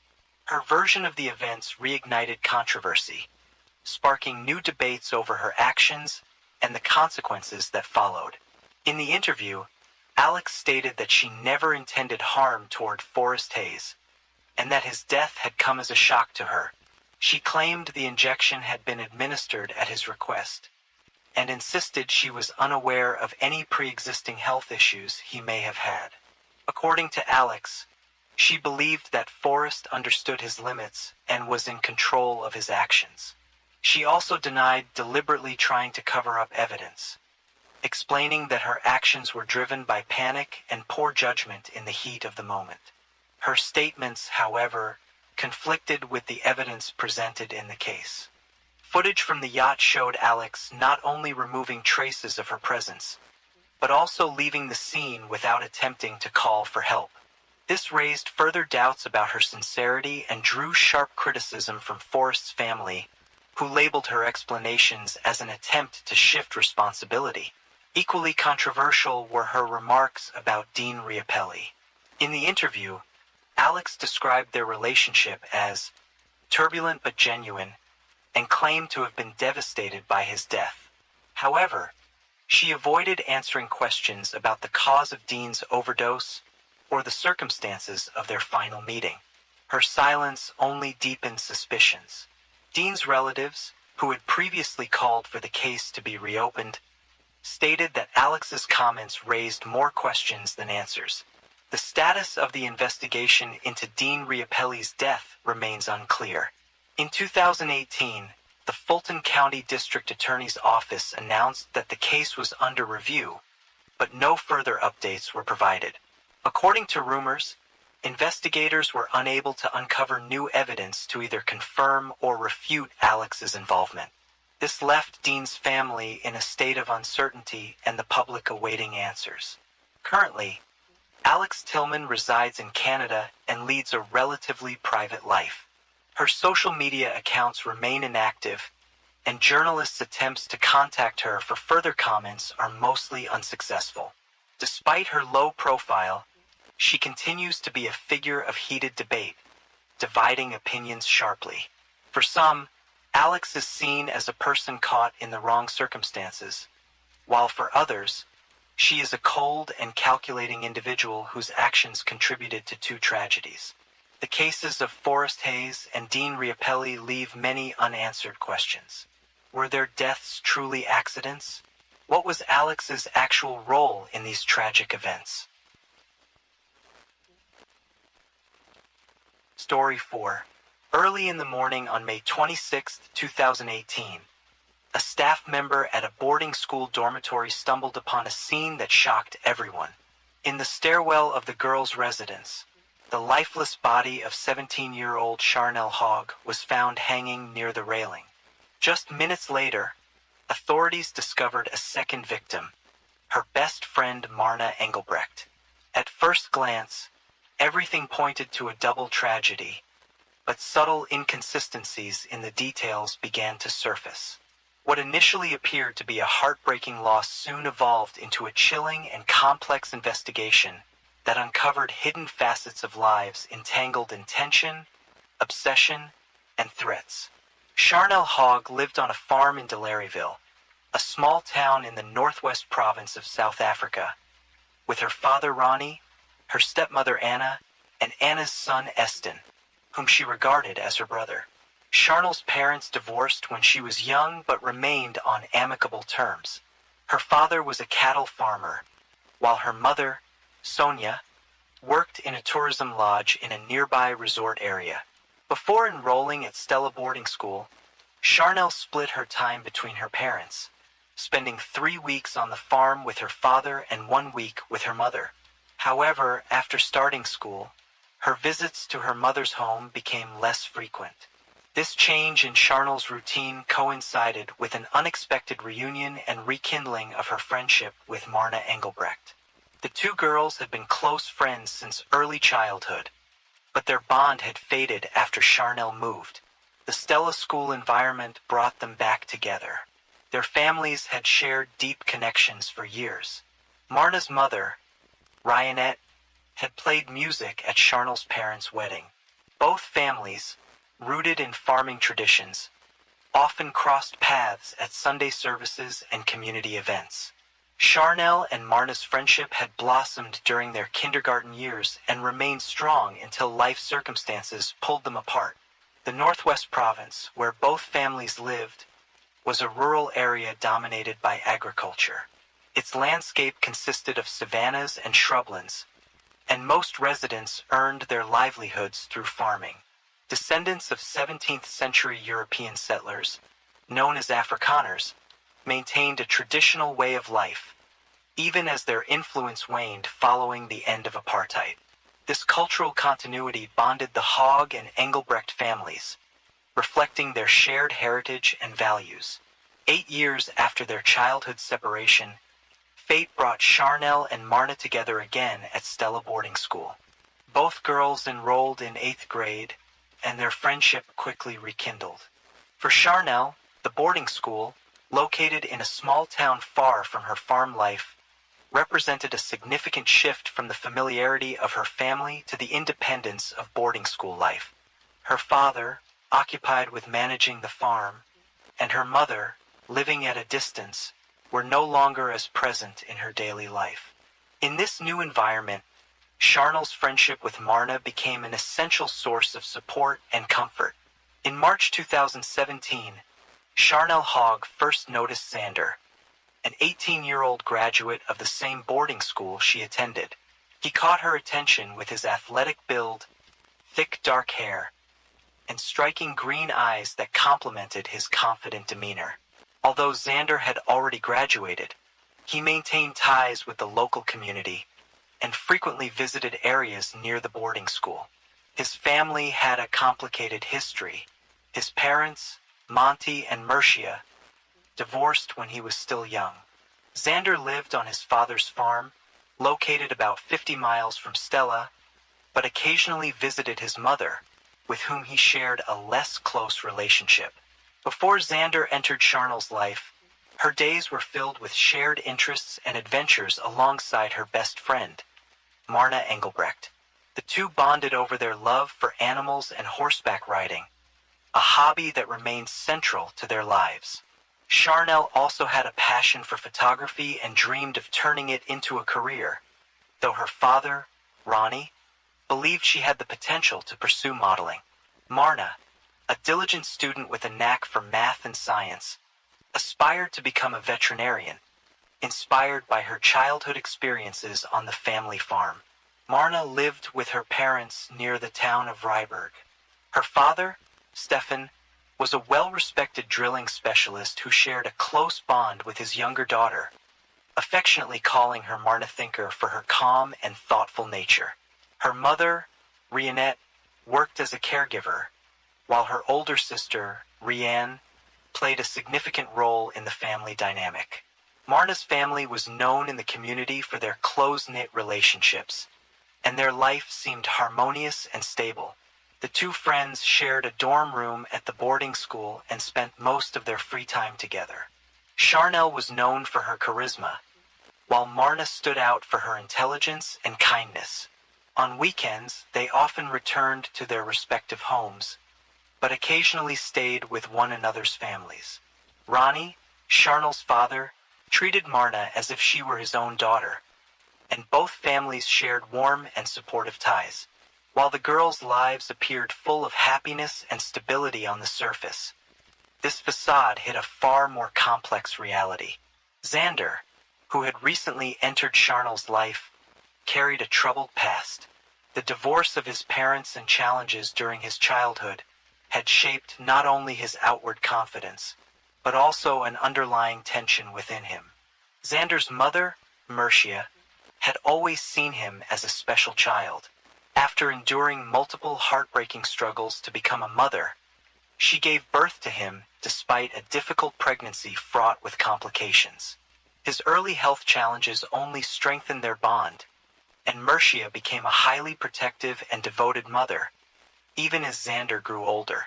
In contrast, his father, Monty, a former police officer, raised Xander with strict discipline, instilling in him a love for sports, hunting, and outdoor activities.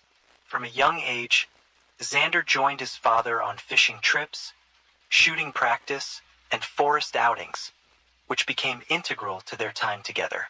Despite his strong physical build, Xander had a complicated personality. During his school years, he was known for his success in rugby, but his temper often led to conflicts.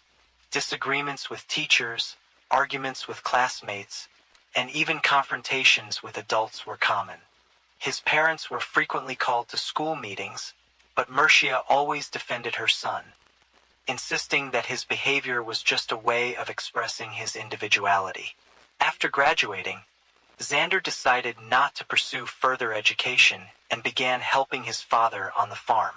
His presence on social media was minimal, mostly limited to photos of firearms and hunting trophies highlighting his hobbies. Despite leading a relatively private life, his charisma and good looks drew attention, particularly from young women. It was at a school event that Charnel first took notice of Xander. Alumni, including Xander, had been invited to meet with current students. Their initial interaction was brief, but mutual attraction quickly led them to spend more time together. Charnel, then a senior in high school, was captivated by his confidence, athletic physique, and charm. Their relationship developed rapidly. In the first few weeks, Xander showered Charnel with attention, doing everything he could to make her happy. He came across as a caring and devoted partner. Later, when it was time to meet her family, Xander was eager to make a good impression. The meeting with Ronnie, Charnel's father, went better than expected. Initially cautious, Ronnie soon appreciated Xander's interest in farming. Xander's offer to help with farm work ultimately won him over. These moments marked the beginning of their shared story. However, beneath the surface of harmony, Xander's personality traits hinted at potential future challenges. His fiery temper and resistance to compromise had already surfaced in the past, and the impact these traits might have on the relationship was only a matter of time. Marna was the first to notice changes in Charnel's behavior. The friends she used to spend so much time with began avoiding her and communicating less often. At first, the changes were subtle, but they grew more apparent with each passing month. Charnel frequently found excuses to avoid meeting Marna or their other friends, citing busyness or fatigue. Marna noticed that these changes were connected to Xander and tried to gently inquire about what was happening. However, Charnel insisted that everything was fine. These changes began after Xander fully immersed himself in Charnel's social circle. At first, Xander's control seemed subtle. He often asked who she was spending time with and what she was doing, which Charnel interpreted as care and concern. Gradually, he started demanding access to her phone, social media accounts, and messages. Charnel complied, thinking his jealousy was a reflection of his deep feelings for her. The situation came to a head during preparations for prom. Charnel, accompanied by her mother, went shopping for a dress. What should have been a joyful moment turned tense when Xander got involved. He insisted on approving her choice of dress and even dictated that she wear minimal makeup and style her hair in a way he deemed acceptable. Wanting to avoid conflict, Charnel went along with his demands. She later confided in an uneasy but didn't fully recognize the gravity of the situation. Xander's controlling behavior continued to escalate. He began interfering in her friendships, openly disliking anyone he felt was a bad influence. If Charnel spent time with friends, he demanded detailed explanations. Over time, she started limiting her social interactions to avoid arguments. Even with Marna, her closest friend, their meetings became rare. Marna tried to talk to Charnel, pointing out that Xander's behavior was unacceptable. However, Charnel reassured herself and others that these were just temporary challenges, stemming from Xander's personality. She believed he would change, but his control grew tighter, and his behavior became more aggressive. Even during family dinners with his relatives, Charnel noticed how closely Xander monitored her words and actions. Initially, Charnel's family, including Ronnie and Anna, approved of the relationship, but as time went on, they began noticing changes in her demeanor. She seemed less confident and more withdrawn, though they attributed it to academic stress. Only Marna saw the deeper issue and tried to reach out to her friend. However, Xander's influence continued to grow, leaving Charnel increasingly isolated. In January 2018, Charnel Hogg decided to end her relationship with Xander. This decision had been building for some time, as his behavior had become increasingly controlling and aggressive. By the end of the previous year, Charnel's family and friends began noticing the intense pressure he was placing on her, including constant monitoring of her phone and social media, as well as heated arguments where he would physically assert his dominance. Occasionally, marks left on Charnel after these confrontations raised alarm among those close to her, particularly Marna. The breakup triggered an extreme reaction from Xander. He began threatening to harm himself, claiming he couldn't live without her. These threats were accompanied by frequent messages in which he manipulated her emotions, hoping she would reconsider. Despite the stress this caused, Charnel stood firm this time. Her decision to leave the toxic relationship was final. During this period, Marna, Charnel's best friend, became entangled in the conflict. Xander accused her of turning Charnel against him and began sending Marna insulting and threatening messages. Alarmed, Marna confided in her father Stefan. He immediately intervened, contacting Xander and demanding that he stop the harassment. While this temporarily de-escalated the situation, Xander's hostility didn't disappear entirely. A few months after the breakup, Charnel began spending more time with Brandon Victor, a longtime friend she had known since she was 14. Brandon, a high school senior with an excellent reputation, was known for his kindness and athletic accomplishments. He provided Charnel with much-needed emotional support, listening to her and helping her cope with the lingering pressure from Xander. Their friendship gradually developed into a closer relationship, but they chose to keep it private, knowing that Xander still exhibited an unhealthy obsession with Charnel. Even after the breakup, Xander refused to let Charnel move on. He stalked her, showing up unexpectedly in places she frequented, and continued sending her messages. This behavior made Charnel and Brandon cautious. They avoided public places where they might encounter Xander and kept their relationship discreet to avoid provoking him further. May 2018 marked a turning point. Despite her efforts to reclaim her peace of mind, Charnel continued to feel the weight of Xander's persistent interference. His refusal to accept her decision and his ongoing attempts to involve himself in her life created a tense and increasingly volatile atmosphere around her and those close to her. Resolving the situation would require decisive action as the pressure continued to mount. Early on the morning of May 26, 2018, an unusual stillness hung over the boarding school dormitory.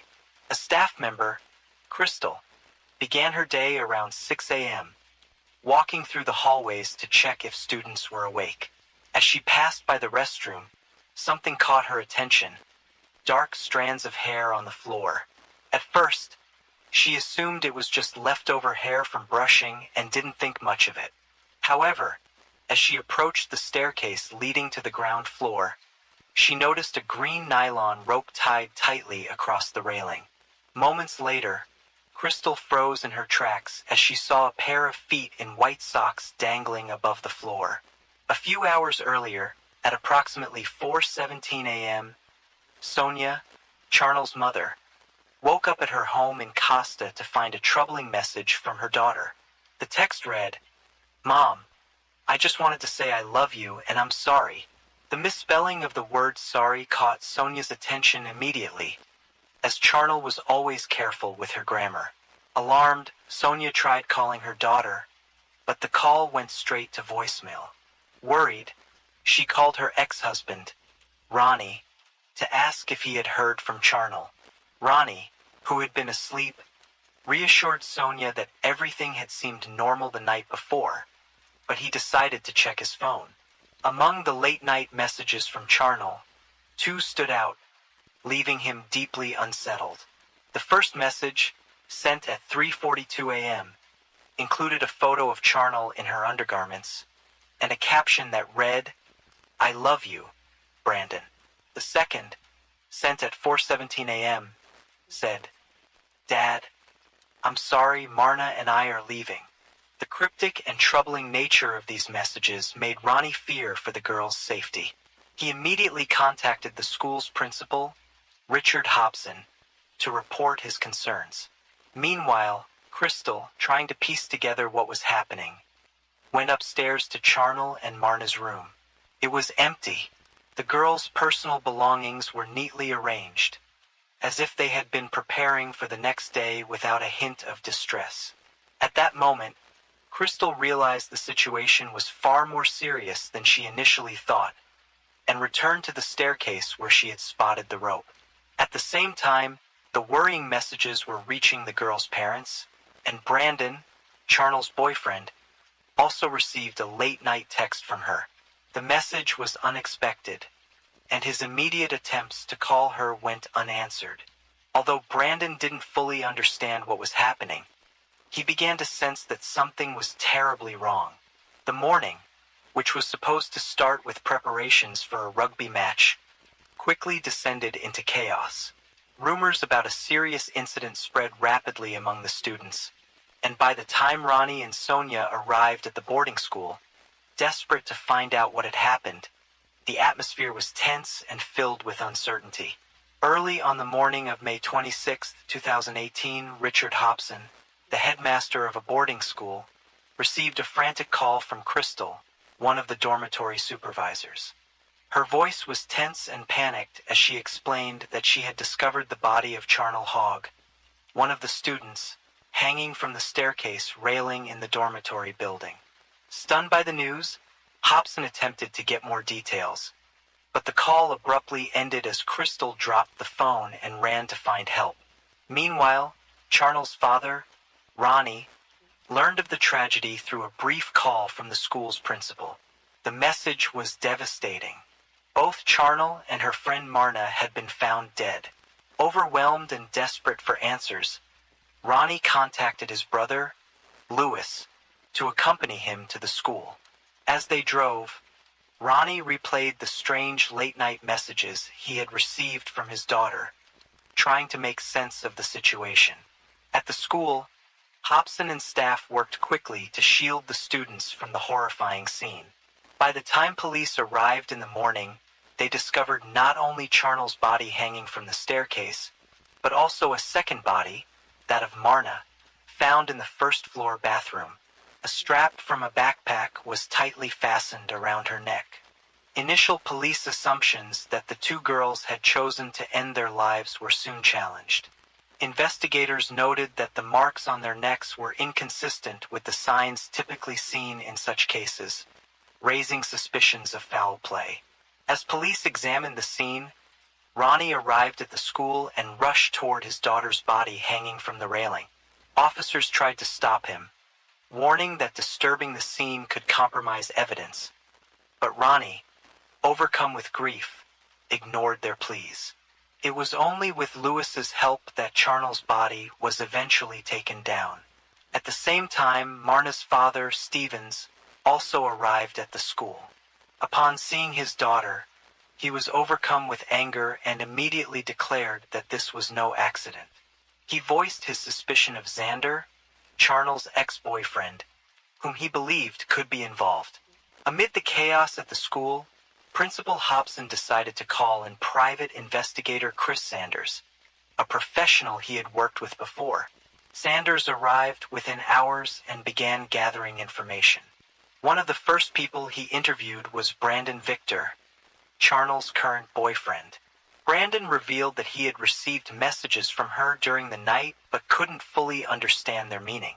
He also shared that Xander had continued to display an unhealthy obsession with Charnel and had made threats against her after their breakup. The investigators collected enough evidence to suspect the involvement of a third party. The rope found on the staircase and the backpack strap around Marna's neck were carefully analyzed. Fingerprints on these items were considered critical in determining what had occurred. Xander's name came up repeatedly in conversations among students, prompting Detective Sanders to identify him as the primary suspect. Meanwhile, Stevens, Marna's father, grew impatient with the pace of the investigation. Taking matters into his own hands, he went to Xander's home to confront him and demand answers. This action threatened to escalate the situation, potentially creating further complications for the investigation. Around midnight on May 25, 2018, Charnel, Marna, and Brandon were sitting in the girls' dormitory room. Brandon had sneaked in, violating strict school rules, to comfort Charnel, who was feeling increasingly uneasy due to threats she had been receiving from her ex-boyfriend Xander. They drank coffee and talked, but Charnel's tension became more apparent as the night went on. At 1 a.m., Charnel's phone rang. It was Xander. She put the call on speaker so Marna and Brandon could hear the conversation. At first, Xander spoke calmly, trying to persuade her to come outside and meet him. When she refused, his tone shifted dramatically. He began making threats, ending the call with a chilling warning. "You'll regret what I'm going to do tonight." Charnel was visibly shaken. Brandon offered to stay with her, but she insisted he return to the boys' dormitory, fearing punishment if his presence was discovered. Around 2 a.m., Brandon left. It was the last time he saw the girls alive. The following morning, on May 26th, after learning about the deaths of Charnel and Marna's father, Stevens, went to Xander's home, determined to get answers. Arriving at the farm, he confronted Xander and his father, Monty. In his grief and anger, Stevens accused Xander of being involved in the tragedy. The confrontation quickly escalated into a heated argument, which was interrupted by private investigator Chris Sanders, who had just arrived on the scene.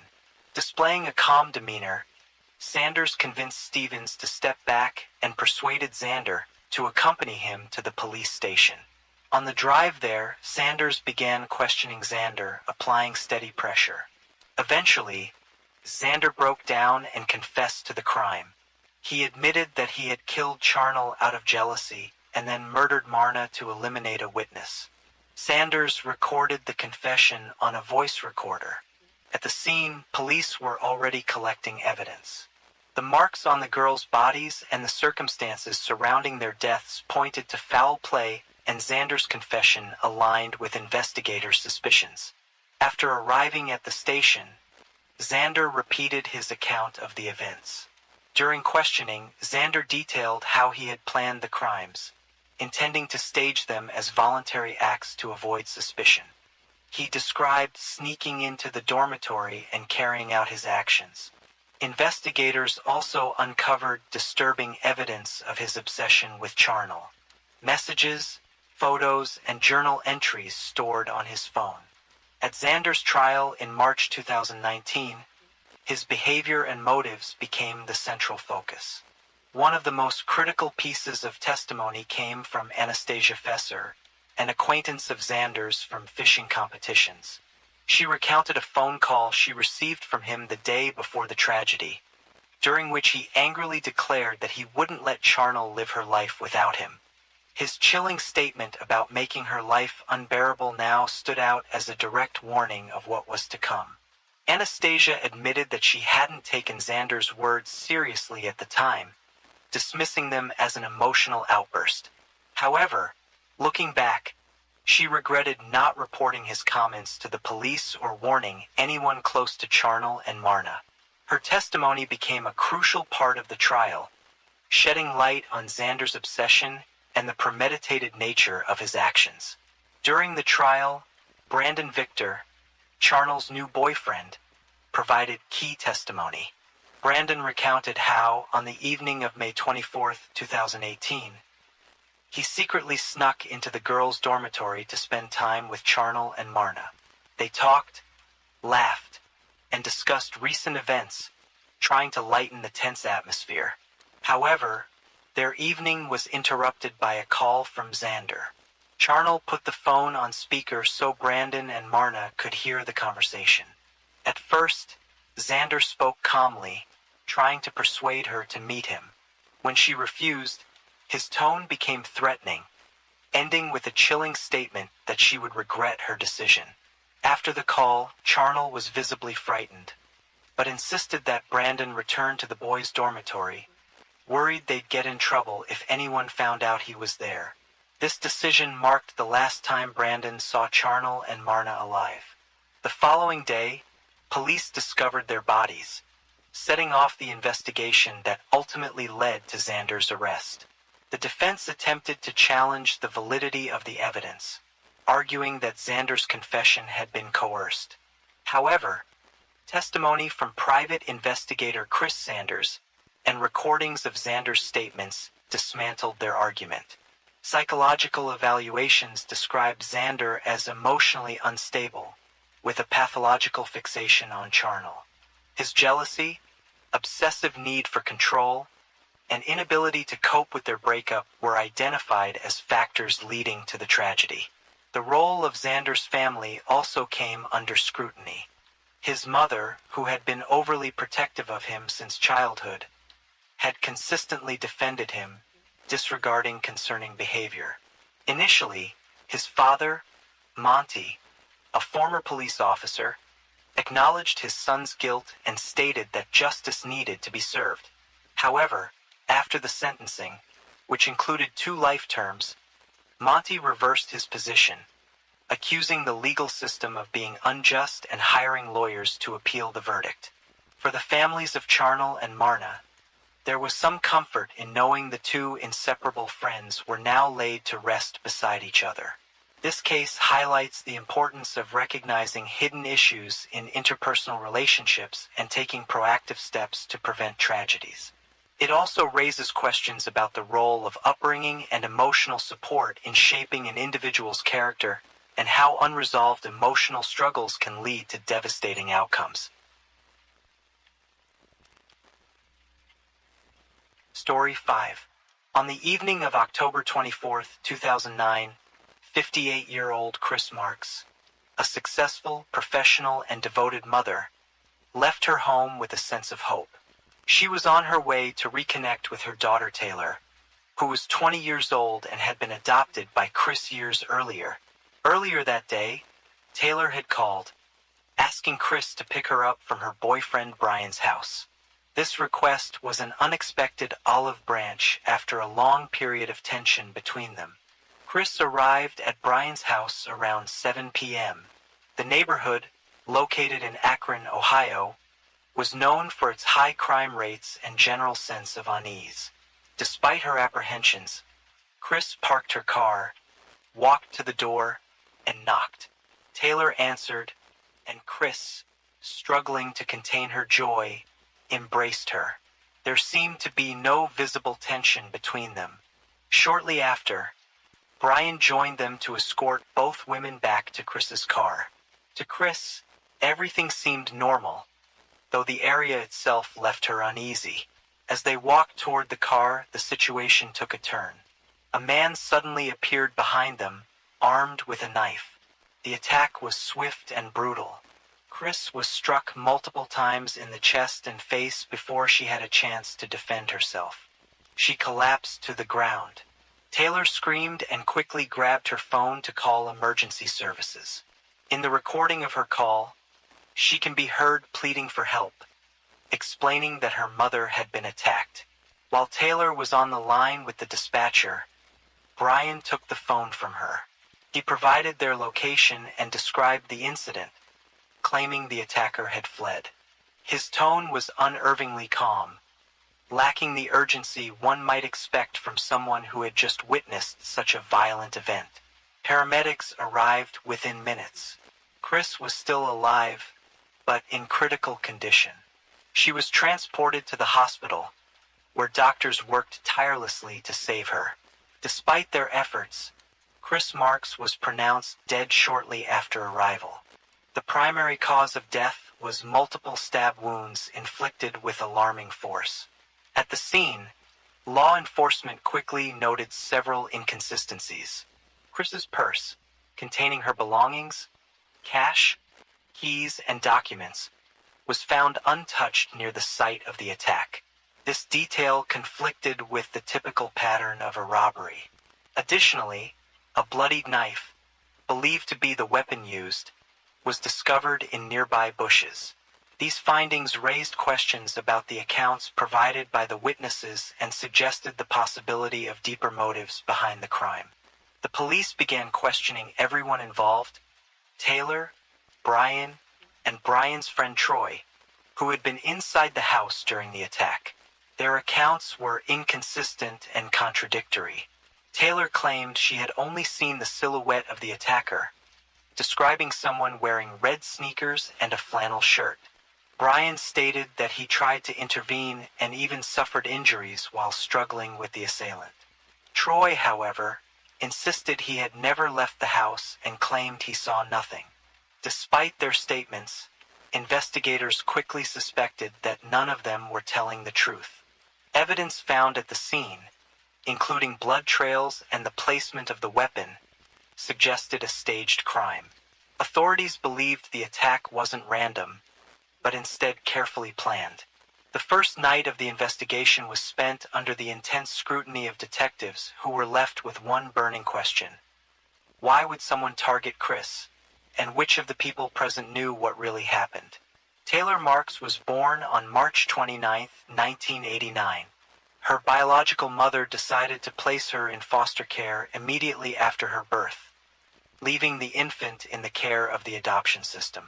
Little is known about her biological family, except that Taylor had at least one older sibling, though she was the only one placed in foster care.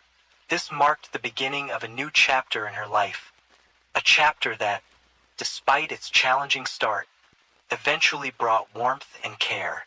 A few months later, Taylor became part of the Marks family, Bruce and Chris Marks. The couple had long dreamed of having a child, as they were unable to have children of their own. When they first saw Taylor, they knew she was meant to be part of their family. At the time, the Marks family was financially stable. Bruce held a senior position at a major telecommunications company, while Chris, known for her organizational skills, managed the household and helped nurture their home life. They had a large and close-knit extended family, and Taylor was embraced with love. Relatives, including grandparents, aunts, uncles, and many cousins, surrounded her with care and support. Bruce and Chris were deeply invested in raising Taylor. She attended prestigious private schools, participated in dance classes, and took part in other extracurricular activities. Her life was filled with opportunities that many of her peers didn't have. Taylor, however, shared a particularly close bond with Bruce. According to family friends, Bruce was her hero dad, always fulfilling her wishes and supporting her unconditionally. Her relationship with Chris, on the other hand, was different. Chris was stricter, more demanding, and practical. While these differences in parenting styles didn't cause significant issues during Taylor's early years, tensions began to emerge as she grew older. During her teenage years, Taylor faced increasing oversight and higher expectations from her mother, which became a frequent source of conflict. The family's dynamic began to deteriorate against the backdrop of growing disagreements. When Taylor was around 10 years old, Chris and Bruce faced marital issues that eventually led to their divorce. According to Taylor, her parents' separation deeply affected her emotionally. She felt that Chris began channeling her frustrations toward her, which further strained their relationship. A pivotal moment in Taylor's life came in 2002 when she was just 13 years old. Bruce passed away suddenly after falling into a diabetic coma. His death was a devastating blow for Taylor, who lost not only her father, but also her strongest source of emotional support. Shortly after, her grandfather, to whom she was also very close, passed away as well. These consecutive losses left Taylor with deep emotional wounds. Following Bruce's death, Chris inherited a substantial estate, including a large sum of money. She used part of the inheritance to purchase a new home in Akron, Ohio, hoping a change of scenery would provide a fresh start for her and Taylor. However, Taylor's emotional state continued to decline. She became more withdrawn, her academic performance suffered, and her conflicts with Chris intensified. Chris tried to support her daughter, but her methods often came across as overly controlling. She attempted to compensate for the loss of Bruce by providing Taylor with material comforts, often going above and beyond to give her everything she needed, and more. However, the emotional connection between them continued to fade. Chris hoped her daughter would eventually take responsibility, finish her education, and one day carry on the family legacy. But Taylor had no interest in these plans, dreaming instead of breaking free from what she saw as imposed expectations. As Taylor entered her teenage years, her quest for independence clashed with her mother's expectations. This marked the beginning of escalating conflicts that only worsened over time. Taylor viewed her mother as a constant source of pressure. With each passing year, tensions grew. Chris tried to enforce strict rules to steer Taylor in what she believed was the right direction. She became increasingly worried about her daughter's declining grades, lack of focus on school, and apparent indifference toward her future. Taylor, however, saw her mother's actions as an attempt to control her life, fueling her desire to rebel. Chris's constant remarks about Taylor's appearance, choice of clothing, and selection of friends only widened the emotional gap between them. The high school years were particularly challenging. Taylor, with access to the privileges her mother provided, began using them irresponsibly. Instead of focusing on her studies, she preferred to spend time with friends, disregarding Chris's attempts to enforce discipline. Although Chris tried various methods to guide her daughter, they only deepened the divide. A critical turning point came in 2008, the year Taylor graduated from high school. Despite Chris's financial support and her willingness to provide opportunities for Taylor to attend any college, Taylor showed little interest in continuing her education. Chris pushed Taylor to at least try, and Taylor eventually enrolled at a university in Akron. However, just a month into her first semester, Taylor dropped out. For Chris, this decision was a major blow, symbolizing the growing distance and the stark contrast between their dreams for Taylor's future. Realizing that persuasion wasn't working, Chris decided to take a firmer approach. She gave Taylor an ultimatum: either get a job and start supporting herself or move out of the house.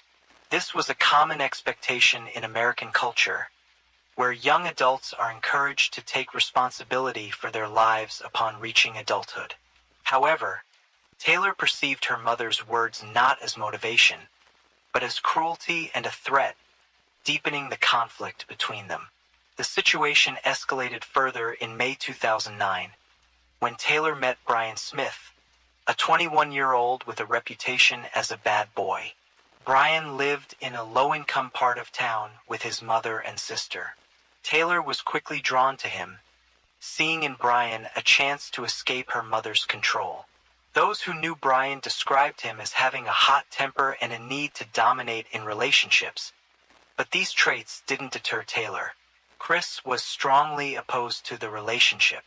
She was concerned not only about Brian's behavior, but also about the influence he might have on her daughter. Chris attempted to forbid Taylor from seeing Brian, and even banned him from coming to their home. However, these actions only solidified Taylor's resolve.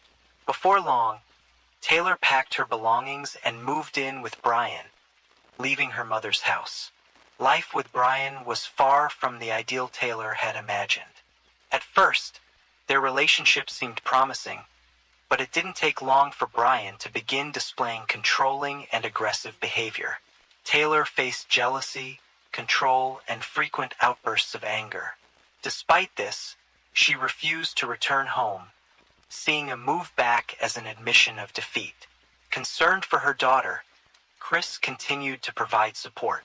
She purchased essentials for Taylor and maintained contact, hoping her daughter would come to recognize her mistakes. The tension between them reached a breaking point when Chris offered Taylor a lifeline. She could come home under the condition that she either resumed her education or found a job. Chris even proposed additional support, offering to provide her with a car, an apartment, and a position at her company. Yet, Taylor showed little interest in these opportunities. Her tumultuous relationship with Brian continued despite the mounting challenges. Chris held onto the hope that time would help Taylor see the error of her ways. She believed that one day her daughter would return home and take on more responsibility. Unfortunately, this hope would never come to fruition. The growing rift in their relationship, compounded over the years, set the stage for the events that would ultimately lead to a tragic outcome. Taylor's move to Brian's home marked the beginning of what she believed to be long-awaited freedom. However, that freedom quickly turned into a series of restrictions. Life with Brian proved far different from her expectations. He imposed strict rules and monitored every aspect of her life. Taylor, accustomed to a certain level of comfort and independence, found herself in an environment where she was expected to comply with Brian's every demand. Brian's control over Taylor soon became all-encompassing. He checked her phone, read her messages, and tightly monitored her movements. Even her communication with Chris became a point of contention. Brian convinced Taylor that her mother was merely trying to manipulate her and prevent her from living life on her terms. His words deepened the already growing divide between Taylor and Chris, who continued to reach out, determined to keep the open. In Brian's home, Taylor found herself in complete isolation.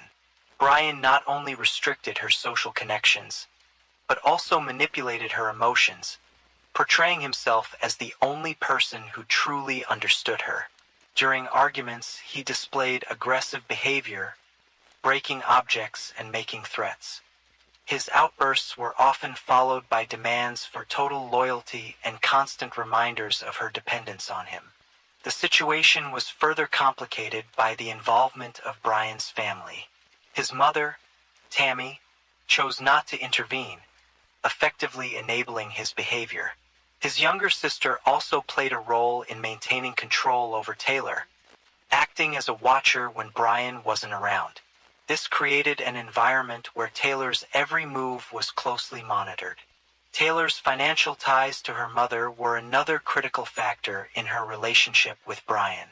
Aware of Chris's wealth and Taylor's potential inheritance, Brian was determined to maintain control. He frequently reinforced the idea that her mother was the root of all her problems, further driving a wedge between them. Under Brian's influence, Taylor began avoiding contact with her mother. Even when Chris visited to help her daughter, Brian remained distant and dismissive. He discouraged Taylor from accepting her mother's support, insisting they could handle things on their own. Despite Brian's efforts, Chris continued to provide for Taylor, buying her necessities and urging her to come back home. By the summer of 2009, the tension between Taylor, Brian, and Chris had reached a breaking point. After months of living with Brian, Taylor had become entirely dependent on his influence. Amid increasing control and aggression, an idea began to take shape, something that initially seemed far-fetched but soon became a concrete plan. This idea was fueled by mounting pressure, mutual dissatisfaction, and financial motives. The plan was to remove Chris permanently, thereby gaining access to her assets.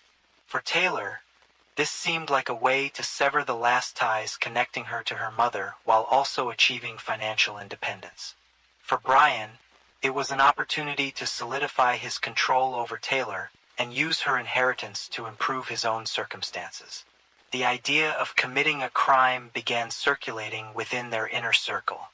Brian's 19-year-old friend, Troy Purdy, who frequently visited their home, became involved in these discussions.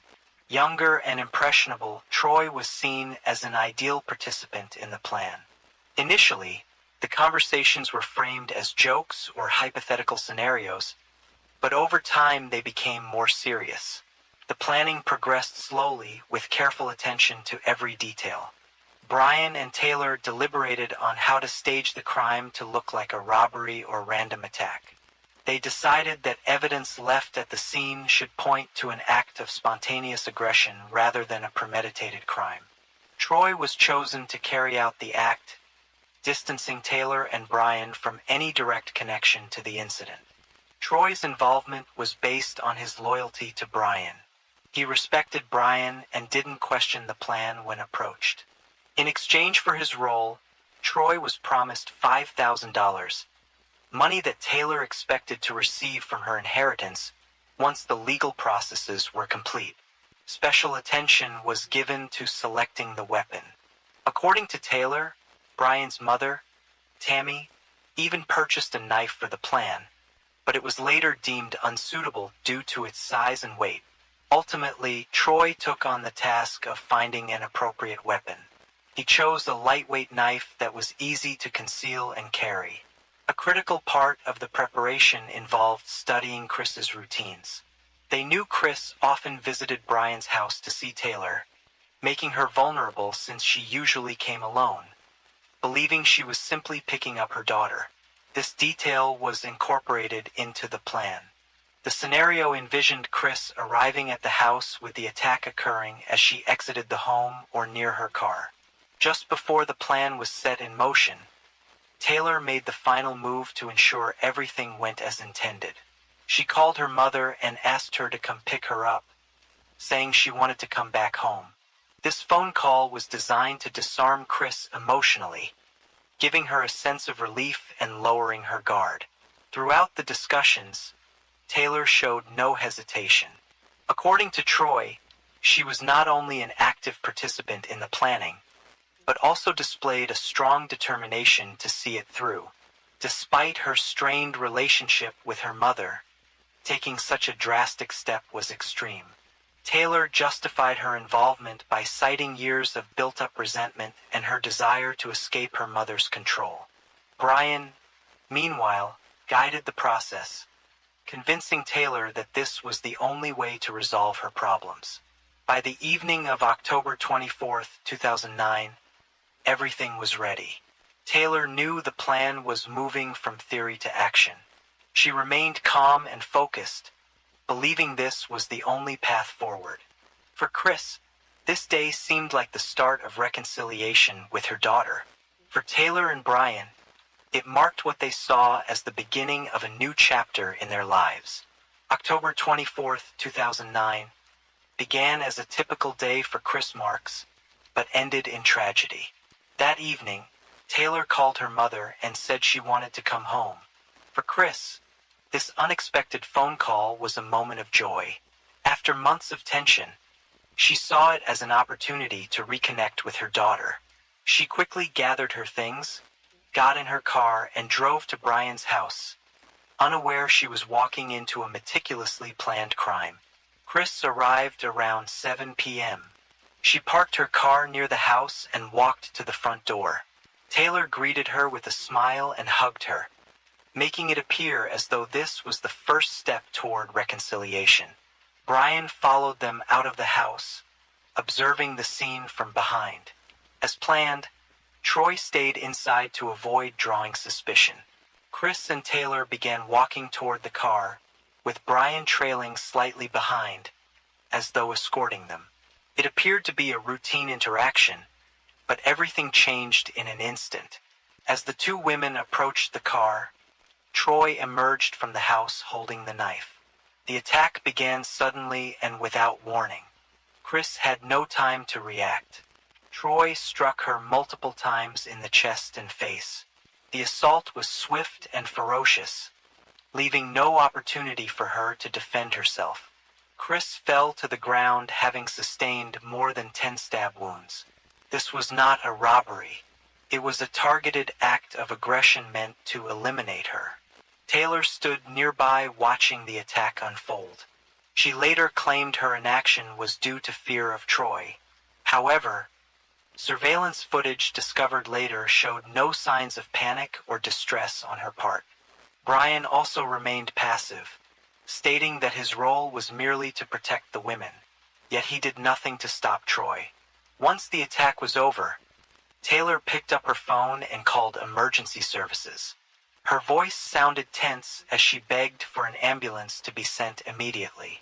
However, the phone was soon taken by Brian, who assumed the role of coordinator, providing the dispatcher with details about the location and the type of assistance needed. His voice was calm and devoid of emotion, raising suspicions among law enforcement officers who later reviewed the call. Troy, after completing the attack, discarded the knife in a nearby bush and fled the scene. Later he claimed he acted in a moment of emotional distress, but the evidence suggested his actions were carefully planned.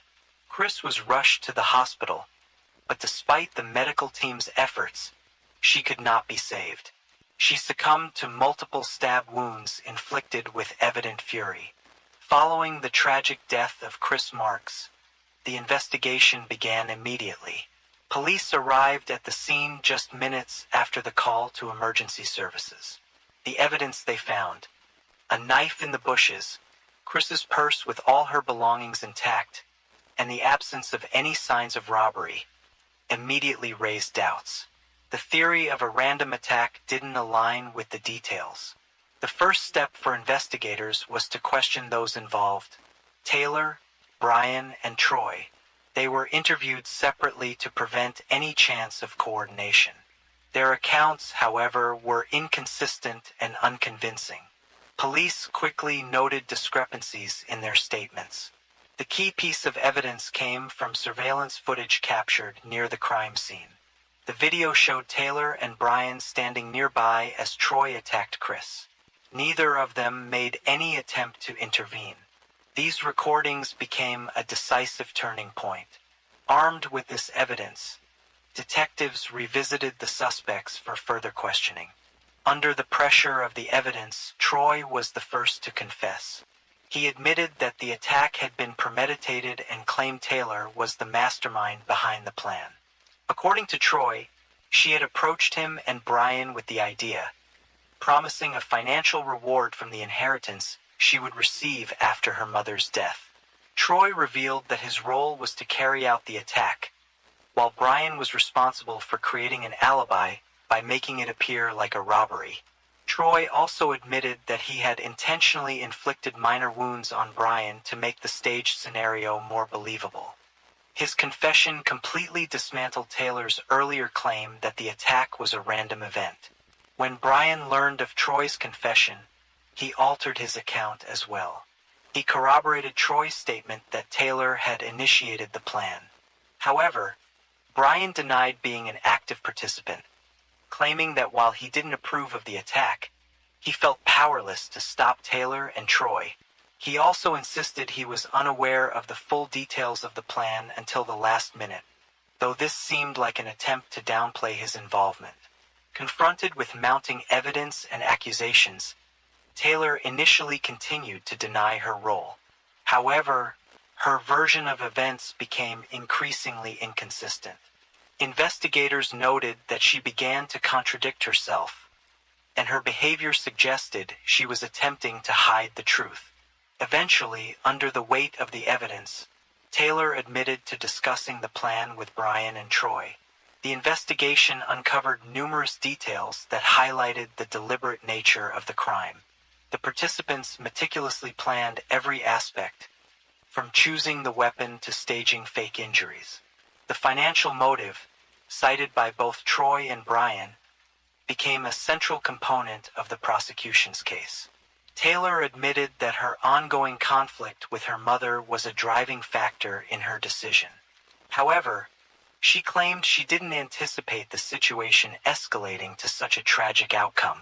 Just 5 hours after the crime, police had a comprehensive understanding of what had happened. Taylor Marks, Brian Smith, and Troy Purdy were arrested and charged in connection with the death of Chris Marks.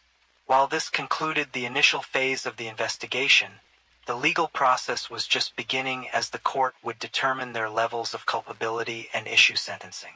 The trial for the crime involving Chris Marks began in late 2009. The defendants faced significant public scrutiny due to the brutal nature of the crime and the involvement of people close to the victim. The prosecution built its case on a wealth of evidence, witness testimony, and video recordings. The most compelling piece of evidence was the surveillance footage showing Taylor and Brian standing by and making no effort to intervene during the attack on Chris. Additionally, Troy's confession, which detailed the conspiracy and his role in the crime, became a cornerstone of the case. Investigators also presented text messages found on Taylor's phone, where she had discussed her strained relationship with her mother and expressed a desire to be free of her. The financial motive was further supported by evidence of the substantial inheritance Taylor expected to receive after Chris's death.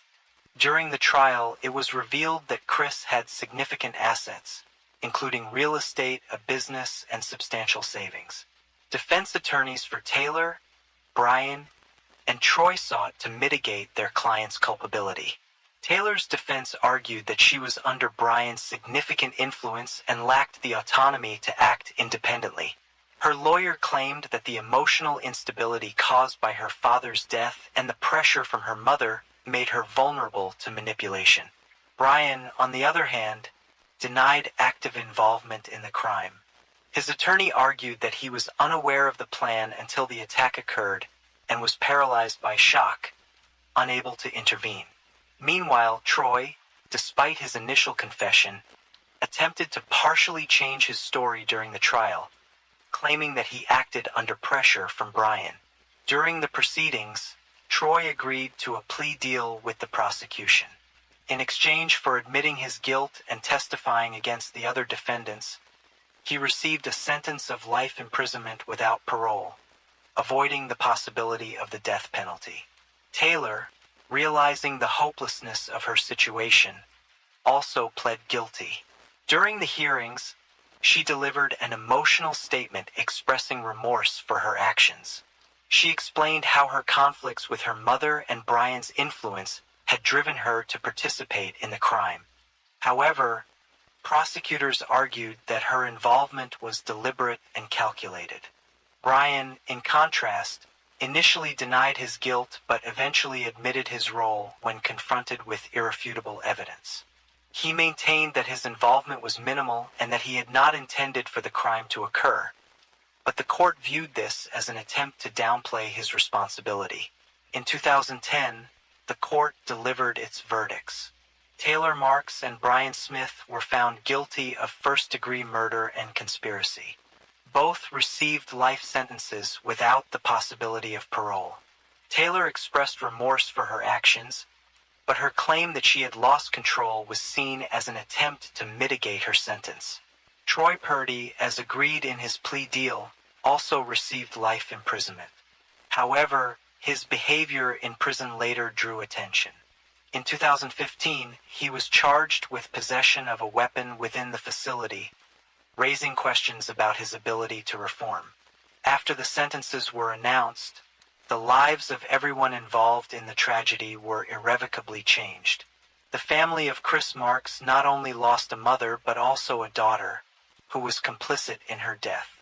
The story became a sobering reminder of how personal conflicts and impulsive decisions can destroy even the closest relationships. Taylor, sentenced to life without parole, was sent to a women's correctional facility in Ohio. During her first years in prison, she remained withdrawn, avoiding contact with the press and other inmates. However, in 2021, Taylor gave an interview to a television program about her case. In the interview, Taylor acknowledged the severity of her actions but continued to justify her decisions by citing her conflict with her mother and her emotional instability. Despite her earlier expressions of remorse in court, Taylor reiterated criticisms of her mother, describing her as strict and unsupportive after her father's death. She also mentioned her hope of one day having her case reviewed and being granted a chance at freedom. Her statements sparked controversy, with many interpreting them as a lack of genuine remorse. Taylor now spends her days participating in rehabilitation programs and working within the prison. Her claims of repentance remain polarizing. Some view her as manipulative and insincere, while others see her words as an attempt to find meaning in life behind bars. Brian, also sentenced to life in a high-security prison, has maintained a low profile since his conviction. He has avoided interviews and has not spoken publicly about his role in the crime. According to prison staff, Brian has a reputation as a difficult inmate, prone to conflicts and aggression. His name resurfaced in 2017 when it was reported that he had been involved in a fight with another inmate. The incident underscored that his tendencies toward aggressive behavior had not diminished, even after his sentencing. Like Taylor, Brian remains a symbol of the tragic failure to take responsibility and the devastating influence one can have on others. Troy, who played a direct role in the crime, was also sent to a high-security prison. Despite his plea deal, his behavior behind bars demonstrated a lack of change. Troy has rarely been mentioned in the media since the incident. While his participation in the crime was viewed as the result of manipulation by Bryan and Taylor, his willingness to deliver the fatal blows raised doubts about his capacity for rehabilitation. The memory of Chris Marks lives on among her friends and surviving family members. Her senior care business was sold after her death, with part of the proceeds donated to charities supporting victims of domestic aggression. Her relatives and friends have often described Chris as a strong and compassionate woman who dedicated her life to helping others. Years after Chris's death, her story continues to serve as a cautionary tale about the importance of open communication within families and seeking professional help when conflicts spiral out of control. Story 6. In May 2023, Spanish police received a distressing call from a quiet neighborhood in Malaga. In one of the apartments, they discovered the body of a young woman with multiple stab wounds. The suspect fled the scene but was apprehended hours later at a local cafe. However, this tragedy was only the beginning of a series of events that led investigators to an unsolved case from 9 years prior. Behind the wall of another apartment, they found something that shocked even the most experienced forensic experts. In 2011, Sabora Gagani lived with her boyfriend Marco in Spain, in the Laurel neighborhood near the beaches of Torremolinos. On the surface, their life seemed stable.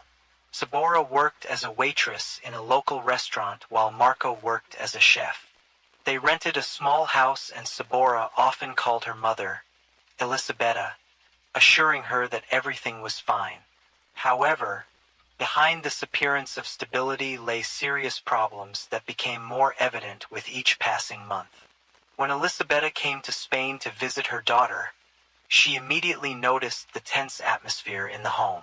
Arguments between Sabora and Marco broke out even in her presence. Elisabetta saw how her daughter tried to justify Marco's bursts of jealousy and tension, blaming them on temporary difficulties. However, Elisabetta was convinced that the problems went far beyond day-to-day struggles. It was hard to believe that just 2 years earlier, Sabora had been a completely different person. Born on September 14, 1991, in Tirana, Albania, she was known from a young age for her lively and cheerful personality. After her parents divorced, her mother Elisabetta moved with her children to Italy, where they started a new life. In Rome, Sabora quickly became popular with those around her. Her classmates gave her the nickname Sibi, highlighting her energy and friendliness. Despite financial challenges, Sabora was eager to support her family from a young age. She started working as a waitress in a local cafe, but never gave up on her dreams. Her natural beauty, slim figure, and success in a regional beauty contest opened the door to opportunities in the modeling world. Despite this, her biggest dream was to become a teacher, as Sabora genuinely loved working with children. Things began to change when Sabora turned 18. At a cafe, she met Marco, a 31-year-old man whose charm and confidence immediately caught her attention. At the time, she knew little about him. He was divorced, had a sister, and seemed to want to start a new chapter in life. However, behind this facade lay a complicated past. Marco was known for his aggressive behavior and problems with controlled substances, which had brought him to the attention of the police on multiple occasions. Sabora, captivated by his charisma, chose to overlook these warning signs. A year into their relationship, Marco suggested that Sabora move with him to Spain, claiming there were better job opportunities there than in Italy. Elisabetta tried to dissuade her daughter, doubting Marco's intentions, but Sabora insisted. She believed this move would mark the beginning of a new chapter where she and Marco could build a happy life together. At first, things in Spain seemed promising. Sabora quickly found work as a waitress, and Marco got a job as a pizza chef. They rented a cozy home, and Sabora shared her plans with her mother, sounding optimistic about the future. However, their stability was short-lived. Marco began losing one job after another, blaming his employers for his failures. His irritability and jealousy grew more pronounced, and his aggressive behavior escalated from minor incidents into serious conflicts. When Elisabetta traveled to Spain to see how her daughter was doing, she was shocked by what she found. Sabora, once lively and confident, now seemed withdrawn and subdued. Marco didn't even try to hide his irritation in Elisabetta's presence. Their arguments grew louder, but despite the clear issues, Sabora continued to defend Marco, assuring her mother that things would improve. Why Sabora chose to overlook these red flags puzzled those close to her. Perhaps she sought in Marco the support and stability she had lacked in her early years. Her family, having moved from Albania to Italy, had endured tough times. Elisabetta worked tirelessly to provide a better life for her children, but Sabora faced the need to shoulder responsibility at an early age.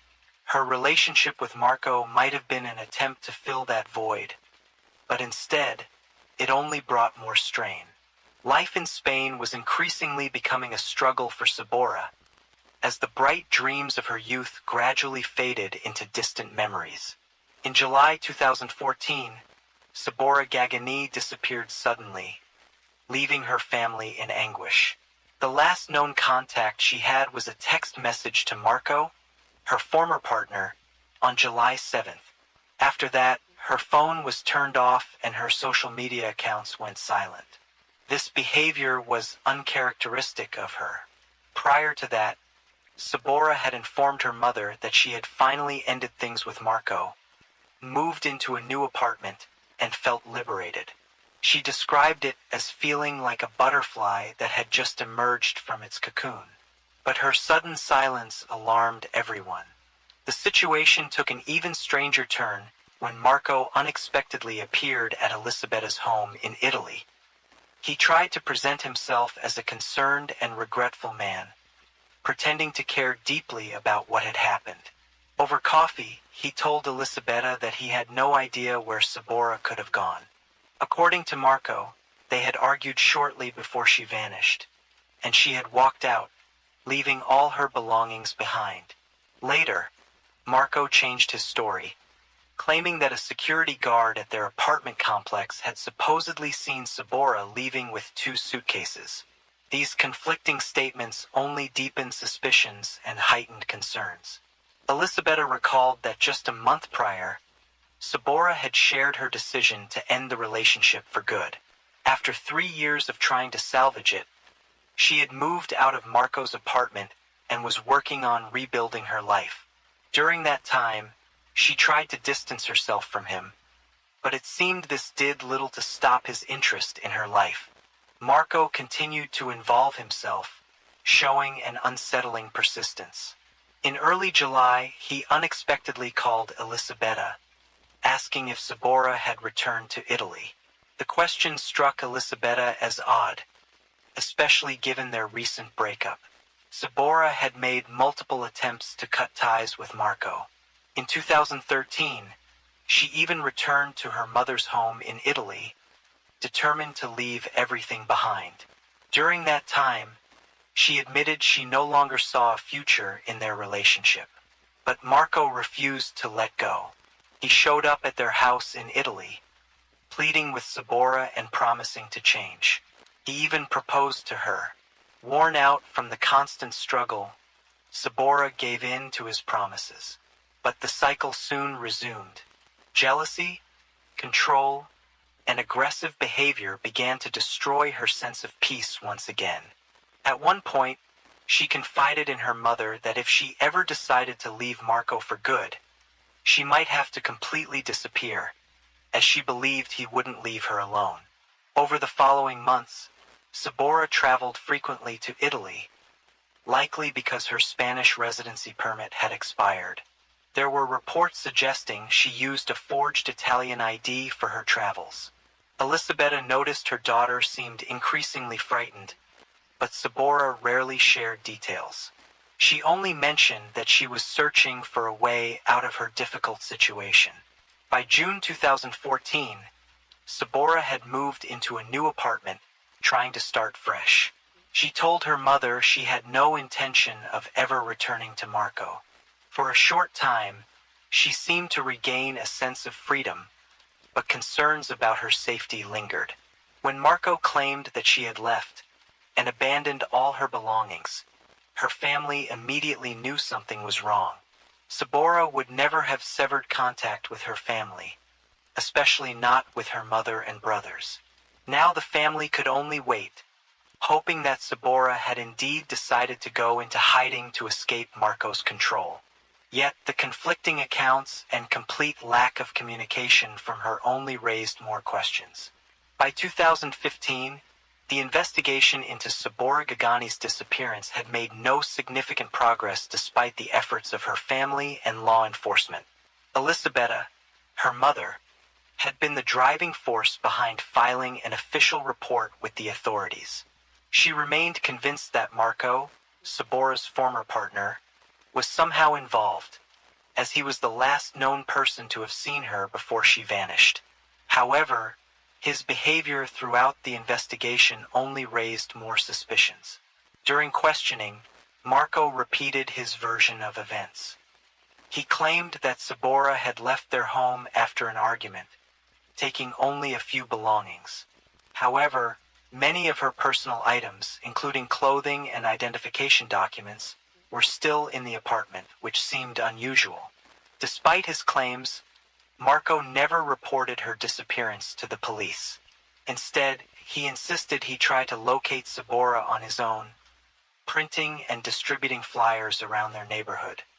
He also offered conflicting theories about her whereabouts, suggesting at one point that she might have traveled to Argentina, or that she had been seen with an unknown man with whom she supposedly had a confrontation. These statements lacked consistency and factual support. Elisabetta, distrustful of Marco, began her own efforts to find her daughter. She reached out to the media and a specialized organization that helps publicize cases of missing persons. Photos of Sabora and calls for assistance began appearing in both Italian and Spanish news outlets. Despite these efforts, no new leads were uncovered. While Sabora's family continued their search for answers, Marco appeared to lead a relatively ordinary life. He changed his appearance by shaving his head and growing a beard, seemingly trying to avoid attracting attention. During this time, he entered new relationships, but both ended with complaints from the women about his aggressive behavior. Still, Marco remained in Spain, frequently visiting the gym and joining a shooting club, which alarmed those aware of his history. Sabora's family refused to give up. Elisabetta repeatedly appealed to the police, urging them to intensify their investigation. Meanwhile, law enforcement began reviewing the case files, searching for any overlooked details. They scrutinized Marco's statements, which had appeared inconsistent from the beginning. His claim that Sabora left with suitcases conflicted with his assertion that she had walked out with nothing. Additionally, questions arose about why he had not contacted the police immediately after her disappearance. Over time, public interest in Sabora's case began to fade, despite her family's persistent efforts. Marco, still living in Spain, seemed to adjust to life following her disappearance. To his neighbors, he appeared to be a friendly individual who was focused on fitness and socializing. However, his past relationship with Sabora and the complaints from new partners continued to cast doubt on his character. As Sabora's family clung to hope for any news, the investigation remained at a standstill. Authorities expanded their efforts, utilizing international missing persons databases, but these measures yielded no results. For those closest to Sabora, the uncertainty surrounding her fate remained an unbearable ordeal. By 2023, Marco appeared to have turned his life around on the surface. He was living with a new partner named Paula, and they had a child together. However, beneath the facade of this seemingly fresh start were the same issues that had plagued Marco for years. His relationship with Paula was far from stable. She confided to close friends and coworkers that she experienced physical mistreatment from Marco. Meanwhile, Marco struggled to keep a steady job, which only worsened their financial troubles. While working at a pizzeria, Marco met Victor Molina, the restaurant owner, who eventually offered jobs to both him and Paula. Victor also rented the couple a small apartment, hoping to ease their financial difficulties. Unlike Marco, Paula quickly earned trust and respect at work. Victor and his sister Victoria, who also worked at the restaurant, became not only Paula's employers, but also a source of emotional support. Over time, Victoria learned more about the difficulties in Paula and Marco's relationship. After one particular incident, she began urging Paula to contact the police. According to Victoria, Marco was not only aggressive at work, but also provided no help at home. An incident at the restaurant marked a breaking point for Victor. The door to the staff restroom was found broken. Victoria learned from Paula that Marco had damaged it, accusing her of using the space to meet with coworkers. Following this, Victor reassigned Marco to a different location, keeping him under close supervision.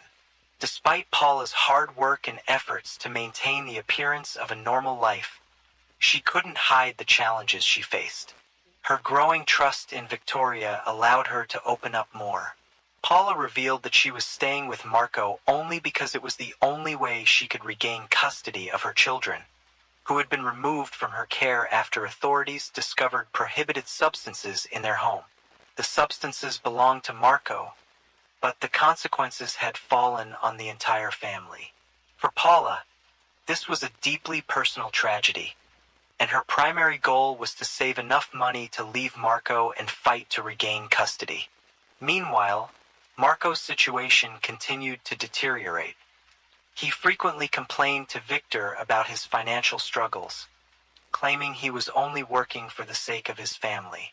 Yet his actions and behavior told a different story. His aggression at work and inability to get along with coworkers led Victor to question whether keeping him employed was worth the trouble. At the same time, Victoria, seeing how dire Paula's situation was, continued to encourage her not to tolerate the mistreatment. However, Paula, fearing for her safety, avoided taking any confrontational steps. She admitted to Victoria that Marco had once struck her 4 times and kicked her, but she downplayed the seriousness of the incident. For Victoria and Victor, this was clear evidence that Paula's situation required urgent intervention. On Tuesday, May 16, 2023, Paula spent her day off in good spirits, sharing her plans for a relaxing and productive evening with her coworkers. She seemed optimistic and ready to unwind. The following day, May 17th, Victoria, Paula's coworker and close friend, was eager to hear about how her evening had gone. However, the day took a dark and unexpected turn. That morning, at around 11:30 a.m., loud shouting erupted from the apartment Paula shared with Marco. Though arguments between them were common, this time it sounded far more intense. Paula's voice was unmistakable, calling out for help. The commotion was so loud that Victor, Paula's landlord and employer, who happened to be nearby, could hear it clearly. Alarmed, he rushed toward the apartment with another employee from the restaurant. When they reached the door, the 2 men began knocking and shouting, trying to understand what was happening. From inside, they heard faint sobbing, which soon fell silent. Moments later, Marco opened the door.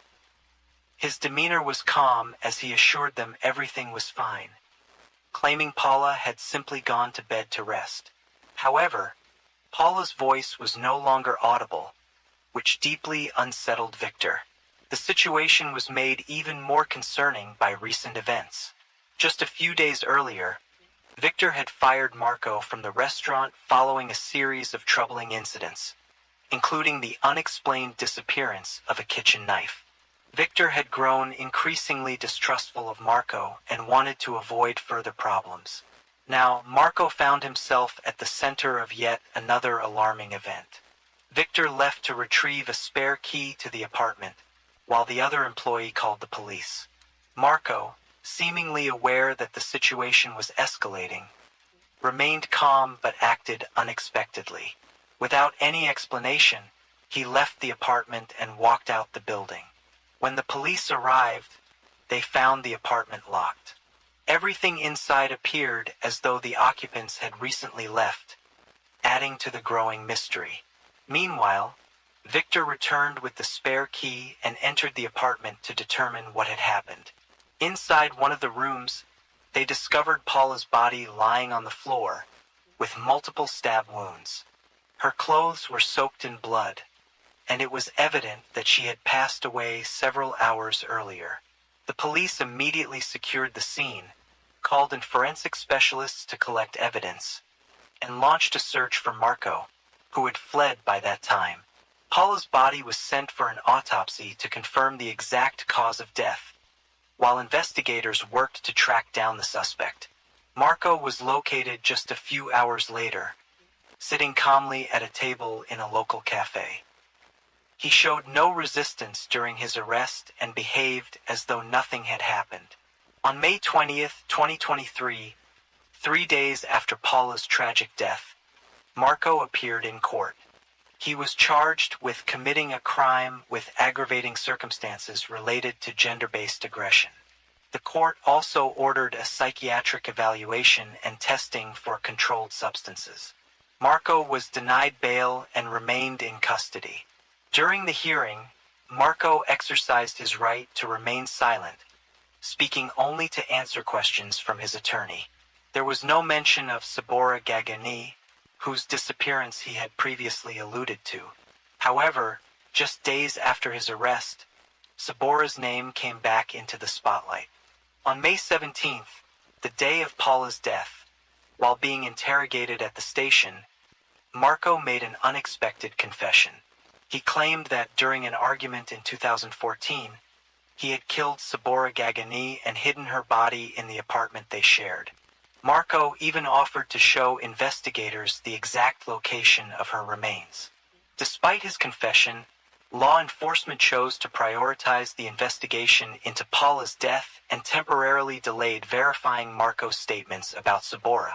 For Sabora's mother, Elisabetta, the news of Marco's arrest and his admission regarding her was a devastating blow. For 9 years, she had fought to reopen the investigation, believing Marco was involved in Sabora's disappearance. Following Marco's confession, the case of Sabora Gagani was officially reopened, and investigators began working to verify his claims, starting with an examination of the apartment where the couple had lived in 2014. By early June 2023, Spanish investigators focusing on Sabora's case conducted a detailed review of the building's layout where she and Marco had once resided. A thorough search of the apartment yielded no significant findings. However, discrepancies were found between the apartment's physical layout and its blueprints. This discovery shifted the investigators' attention to a neighboring unit on the same floor, which was nearly identical in design. One particular detail stood out. There was a large space that, according to the building plans, should have been part of the bedroom in the apartment under investigation, but it was not present in reality. After obtaining permission, investigators entered the neighboring apartment on June 6th and broke through the wall.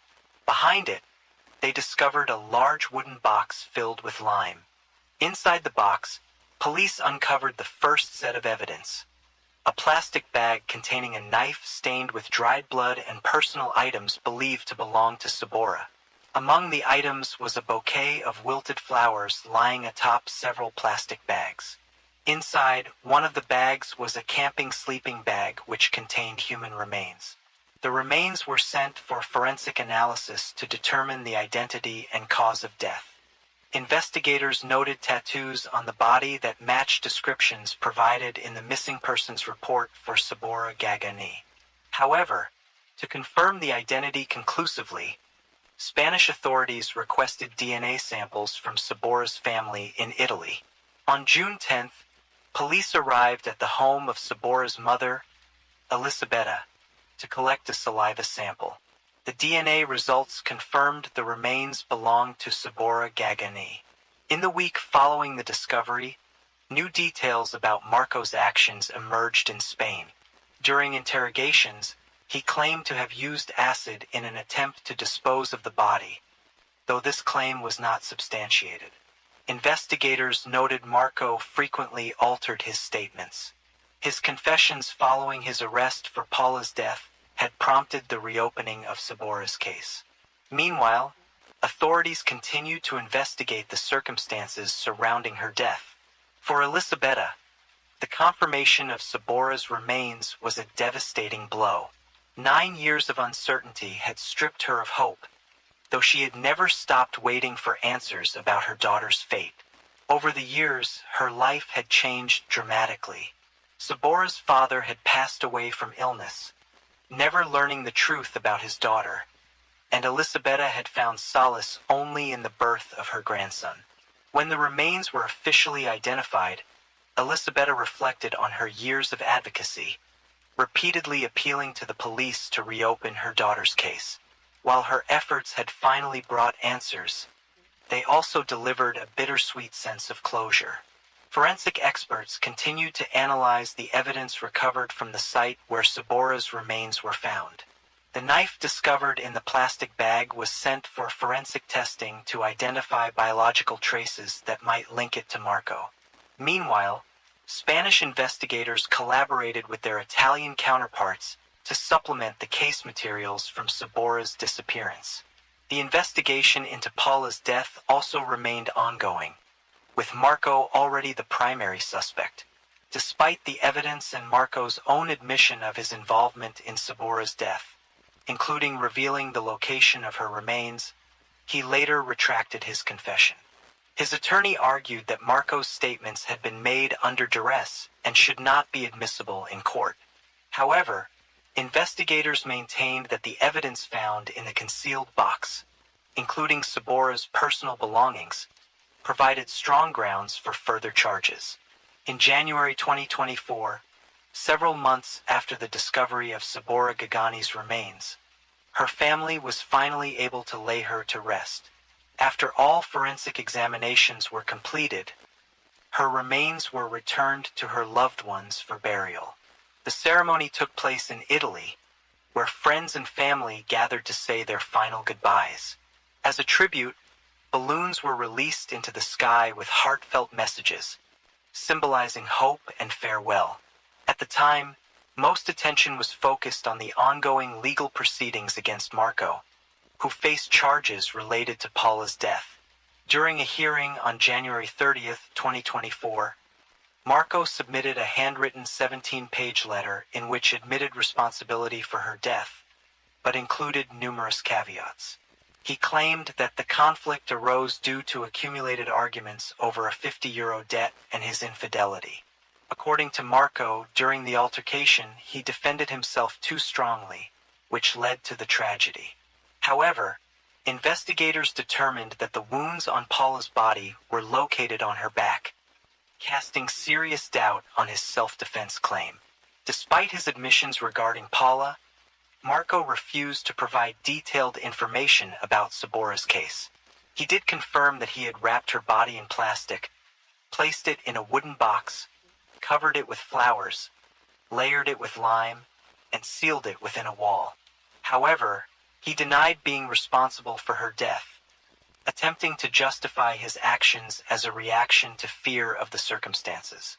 During the trial, Marco abruptly changed his account of Sabora's death, presenting an entirely new version of events. He alleged that the Albanian mafia, which he claimed to have been connected to due to debts, was responsible for her death. According to Marco, he had borrowed €25,000 to open a brothel, but the money was stolen. Unable to repay the debt, he said that 4 men came to his home, and during an argument, one of them killed Sabora. Marco claimed he was then forced, under threat to his own life, to dispose of her body to avoid further consequences. This version of events raised significant doubts among investigators, as Marco had previously changed his statements multiple times. Throughout the investigation, it became evident that Marco had used falsehoods to mislead authorities, beginning with his arrest in May 2023 after Paula's death. His claims of mafia involvement were not supported by any evidence gathered during the investigation. The cause of Sabora's death was determined through an autopsy. Multiple stab wounds which, despite the condition of her remains, clearly indicated a violent crime. Sabora's family finally received confirmation of her fate years after she had been reported missing. Elisabetta, her mother, revealed that she had lived the past 9 years clinging to hope for answers, though Sabora's father had passed away without ever learning the truth. By May 2024, the trial for Paula's case was ongoing. The court decided to proceed with a jury trial to address charges of domestic aggression and homicide. Meanwhile, Sabora Gagani's case, though reopened, had not yet gone to trial. Investigators continued to scrutinize Marco's claims, including his allegations of mafia involvement. Further court proceedings were anticipated. The stories of Sabora Gagani and Paula highlight how destructive relationships, marked by manipulation and abusive behavior, can have devastating consequences. Sabora, who had dreamed of a bright future, and Paula, who was striving to reclaim control of her life, both fell victim to the same person. Their fates serve as a somber reminder of the importance of recognizing the signs of abusive behavior early and intervening to prevent further tragedies.